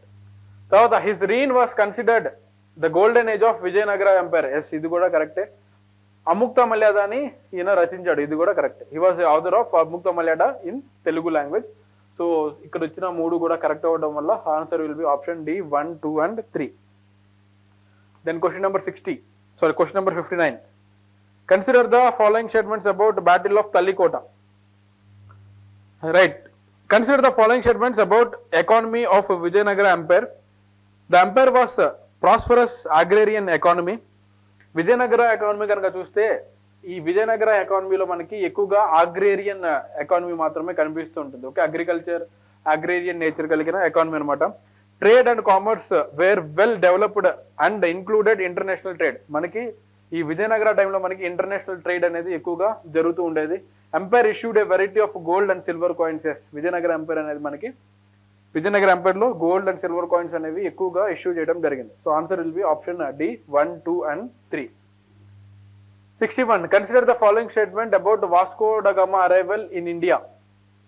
So ఇవి కొద్దిగా modern హిస్టరీకి సంబంధించిన question 61 దగ్గర నుంచి. So if you see, he reached Calicut in 1498. ఈ statement రైటా రాంగా? మనకి కాలికట్ కి ఎప్పుడు వస్తాడు? వాస్కో డ గామా 1948 లోనే వస్తాడు. తర్వాత his voyage was sponsored by Portuguese monarch. Portuguese monarch అనే ఆయన monarch, he will be sponsoring this Vasco da Gama's travel. Vasco da Gama's arrival marked the beginning of direct sea trade between Europe and India. So ఇది కూడా కరెక్టే. ఇక్కడ ఇచ్చిన 3 statements correct అవడం వల్ల option D will be the right answer. Then consider the following statements about Portuguese in India. So statement 1, they established the first European colony in India at Cochin. So మనకి Portuguese అనే వాళ్ళు first European colony వీళ్ళు establish చేశారు. ఎక్కడ? కొచ్చిన్ లో. ఇది కరెక్టే. Portuguese were first to introduce firearms in India. No, Portuguese were not first to introduce firearms. Portuguese కంటే ముందే మనకి మిడివియల్ పీరియడ్ లోనే ఈ ఫైర్ ఆర్మ్స్ అనేవి ఇంట్రడ్యూస్ చేయబడతాయి అనమాట. తర్వాత Vasco da Gama's arrival opened new sea route to India bypassing the traditional land route control by Muslim traders. ఇది కూడా కరెక్టే. సముద్రం రోడ్లో రావడం వల్ల ఈ ముస్లిం ట్రేడర్స్ ఎవరైతే ఉన్నారో వాళ్ళు కంట్రోల్ చేసే ఈ ల్యాండ్ రూట్ ఏదైతే ఉంటుందో దీన్ని బైపాస్ చేస్తారు. దీన్ని బైపాస్ చేయడం వల్ల మనకి ఆ సీ ట్రావెల్ అనేది ఈజీ అవుతుంది. కాబట్టి ఆప్షన్ 2ని కనుక మనం తీసేస్తే answer will be 1 and 3. Question number 63 చూడండి. Consider the following statements about Dutch in India. Dutch కి సంబంధించిన ఆన్సర్ కనుక చూస్తే, they established their headquarters at Masulipatnam. జనరల్గా హెడ్ క్వార్టర్స్ వీళ్ళు మసూలీపట్నంలో ఎస్టాబ్లిష్ చేయరు. ఓకే, మసూలీపట్నంలో they will be not establishing. ఇది తప్పు. Dutch East India Company was formed in early 17th century. Yes, ఇది కరెక్టే. Dutch were primarily interested in spice trade in India. ఇది కూడా కరెక్టే. వాళ్ళు ఇక్కడ కొలనైజేషన్ చేయడం కోసం రాలేదు. They came for spice trade కోసం వాళ్ళు రావడం జరిగింది. So answer will be option B 2 and 3. Consider the following statements about East India company. East India company సంబంధించిన క్వశ్చన్స్ కనుక గమనిస్తే, it was established during the reign of Elizabeth I. కరెక్టే. Company was initially granted a monopoly on English trade with the East Indies. ఇది కూడా కరెక్టే. East India Company played significant role in establishing the British rule in India. ఇది కూడా కరెక్టే. So option D will be the right answer. Consider the following statements about battle of Plassey. ఈ battle of Plassey అనేది మనకి 1757లో జరుగుతుంది. It was decisive victory for British East India Company against nawab of Bengal. ఇది correct statement. The battle established British political supremacy in India. ఎప్పుడైతే nawab of బెంగాల్ని ఓడిస్తారో అప్పుడు మనకి British supremacy అనేది స్టార్ట్ అయిపోతుంది. జనరల్గా ఈ బ్యాటిల్ ఆఫ్ ప్లాసీని ఎవరు లెడ్ చేస్తారంటే Robert Clive will be leading the foreign forces or else British forces in this particular battle. So answer will be option D. Then question number 66 కనుక చూస్తే consider the following statements about the French in India. So question number 66, the French East India Company established its first factory in Surat. Second, the French were allied with the Marathas against the British in British conflicts. Third, French presence in India declined the war after the Battle of Vandy Wash. Vandy Wash తర్వాత French యొక్క presence అనేది decline అయింది. So ఇక్కడ ఇచ్చిన 3 statements కూడా they were correct statements regarding the French. So answer will be option D. తర్వాత question number 67, consider the following statement regarding Danish in India. డానిష్కి సంబంధించిన పాయింట్ అనమాట ఇది. The Danish East India Company established a settlement at Tranquebar. Yes, రైటే. Serampore was Danish colony in India. ఇది కూడా రైటే. Danish presence in India was limited compared to other European powers. ఇది కూడా రైట్. సో ఈ డానిష్ అనేది చాలా చిన్న యూరోపియన్ పవర్ అనమాట. So answer will be 1, 2 and 3. తర్వాత 68, consider the following statements about the impact of European arrival in India. Statement 1 చూస్తే European presence led to the decline of indigenous Indian industries and textiles. This is right. మనకి indigenous textiles అనేవి తగ్గిపోయినాయి. European introduced new crops. ఇది కూడా కరెక్టే. The European colonization of India resulted in significant social and cultural changes. So answer will be option D. చూడాల్సిన అవసరం లేదు, చూస్తూనే ఆన్సర్ పెట్టేయచ్చు. Consider the following statements about Carnatic wars. Carnatic wars సంబంధించిన స్టేట్మెంట్ గమనిస్తే Carnatic wars were series of military conflicts between East India Company and French East India Company. రైటే. బ్రిటిష్కి ఫ్రెంచ్కి మధ్యలో జరిగిన వార్స్ని మనం ఈ కర్ణాటిక్ వార్స్ అని చెప్పి పిలుస్తాం. Third Carnatic War ended with the Treaty of Paris. Right. The outcome of Carnatic Wars was established British dominance over French in India. This is correct. So answer will be 1, 2 and 3. Question number 70. Consider the following statements about Battle of Buxar. Battle of Plassey, Battle of Buxar. This is important. Okay. Battle was fought between East India Company and combined forces of Nawab of Bengal. Nawab of Awadh and Mughal Emperor. Right statement. The British victory at Buxar paved the way for their control over Bengal, Bihar, Orissa. Correct. Treaty of Buxar was signed after the battle. Treaty of Buxar kaadu. So this is the wrong statement. Answer will be 1 and 2. Consider the following statements about Lord Cornwallis. Cornwallis సంబంధించిన క్వశ్చన్ కనుక గమనిస్తే he introduced the permanent settlement in Bengal. Cornwallis law or else Cornwallis rule or else Cornwallis tax. ఈ Cornwallis ఏం చేశారంటే permanent settlement in Bengal దీన్ని ఈయన introduce చేయడం జరిగింది బెంగాల్. సో స్టేట్మెంట్ 1 అనేది correct. He served as governor general of India twice. 2 సార్లు ఈయన గవర్నర్ జనరల్ పనిచేస్తారు. అది కరెక్టే. ఈ Cornwallis కోడ్ అనేది ఆబ్వియస్ గా ఏదైనా అడ్మినిస్ట్రేషన్ రిఫార్మ్స్ లో ఒకటి అనమాట. సో ఇక్కడ ఇచ్చిన 3 కూడా రైట్ అవడం వల్ల answer will be 1, 2 and 3. Then 72, question number 72. Consider the following statements about Lord Wellesley. So Lord Wellesley gurinchi chuste he was the Governor General of India during Anglo-Maratha Wars. Right answer. He introduced subsidiary alliance system. Yes, is right. Subsidiary alliance system ever introduced చేస్తారు? Lord Wellesley. He signed a treaty of Amritsar with Maharaja Ranjit Singh. No. ఈయన treaty of Amritsar మీద sign చేయడం అనమాట. So 3 wrong, 1 and 2 are correct. Consider the following statements about William Bentinck. William Bentinck గురించి చూస్తే he abolished the sati through regulations. He served as governor general of India during first Anglo Afghan wars. ఇది తప్పమ్మా. First Anglo Afghan wars లో మనకి William బెంటిక్ట్ ఉండడు. కాబట్టి answer will be 2, 1 and 3. తర్వాత question number 74. Consider the following statements about Lord Dalhousie. He introduced the doctrine of lapse. Doctrine of lapse ever introduced as Lord Dalhousie. So statement 1 correct. He annexed the kingdom of Awadh. Idu kuda correct. He initiated the construction of Indian railways. Idu kuda correct. So the answer will be 1, 2 and 3. Answer will be question number 74 ki 1, 2, 3 will be the answer for question number 73. 75 చూడండి. Consider the following statements about the policies of British. Statement 1. The Rowlatt Act passed during the viceroyalty of Lord Chelmsford. Yes, ఇది కరెక్టే.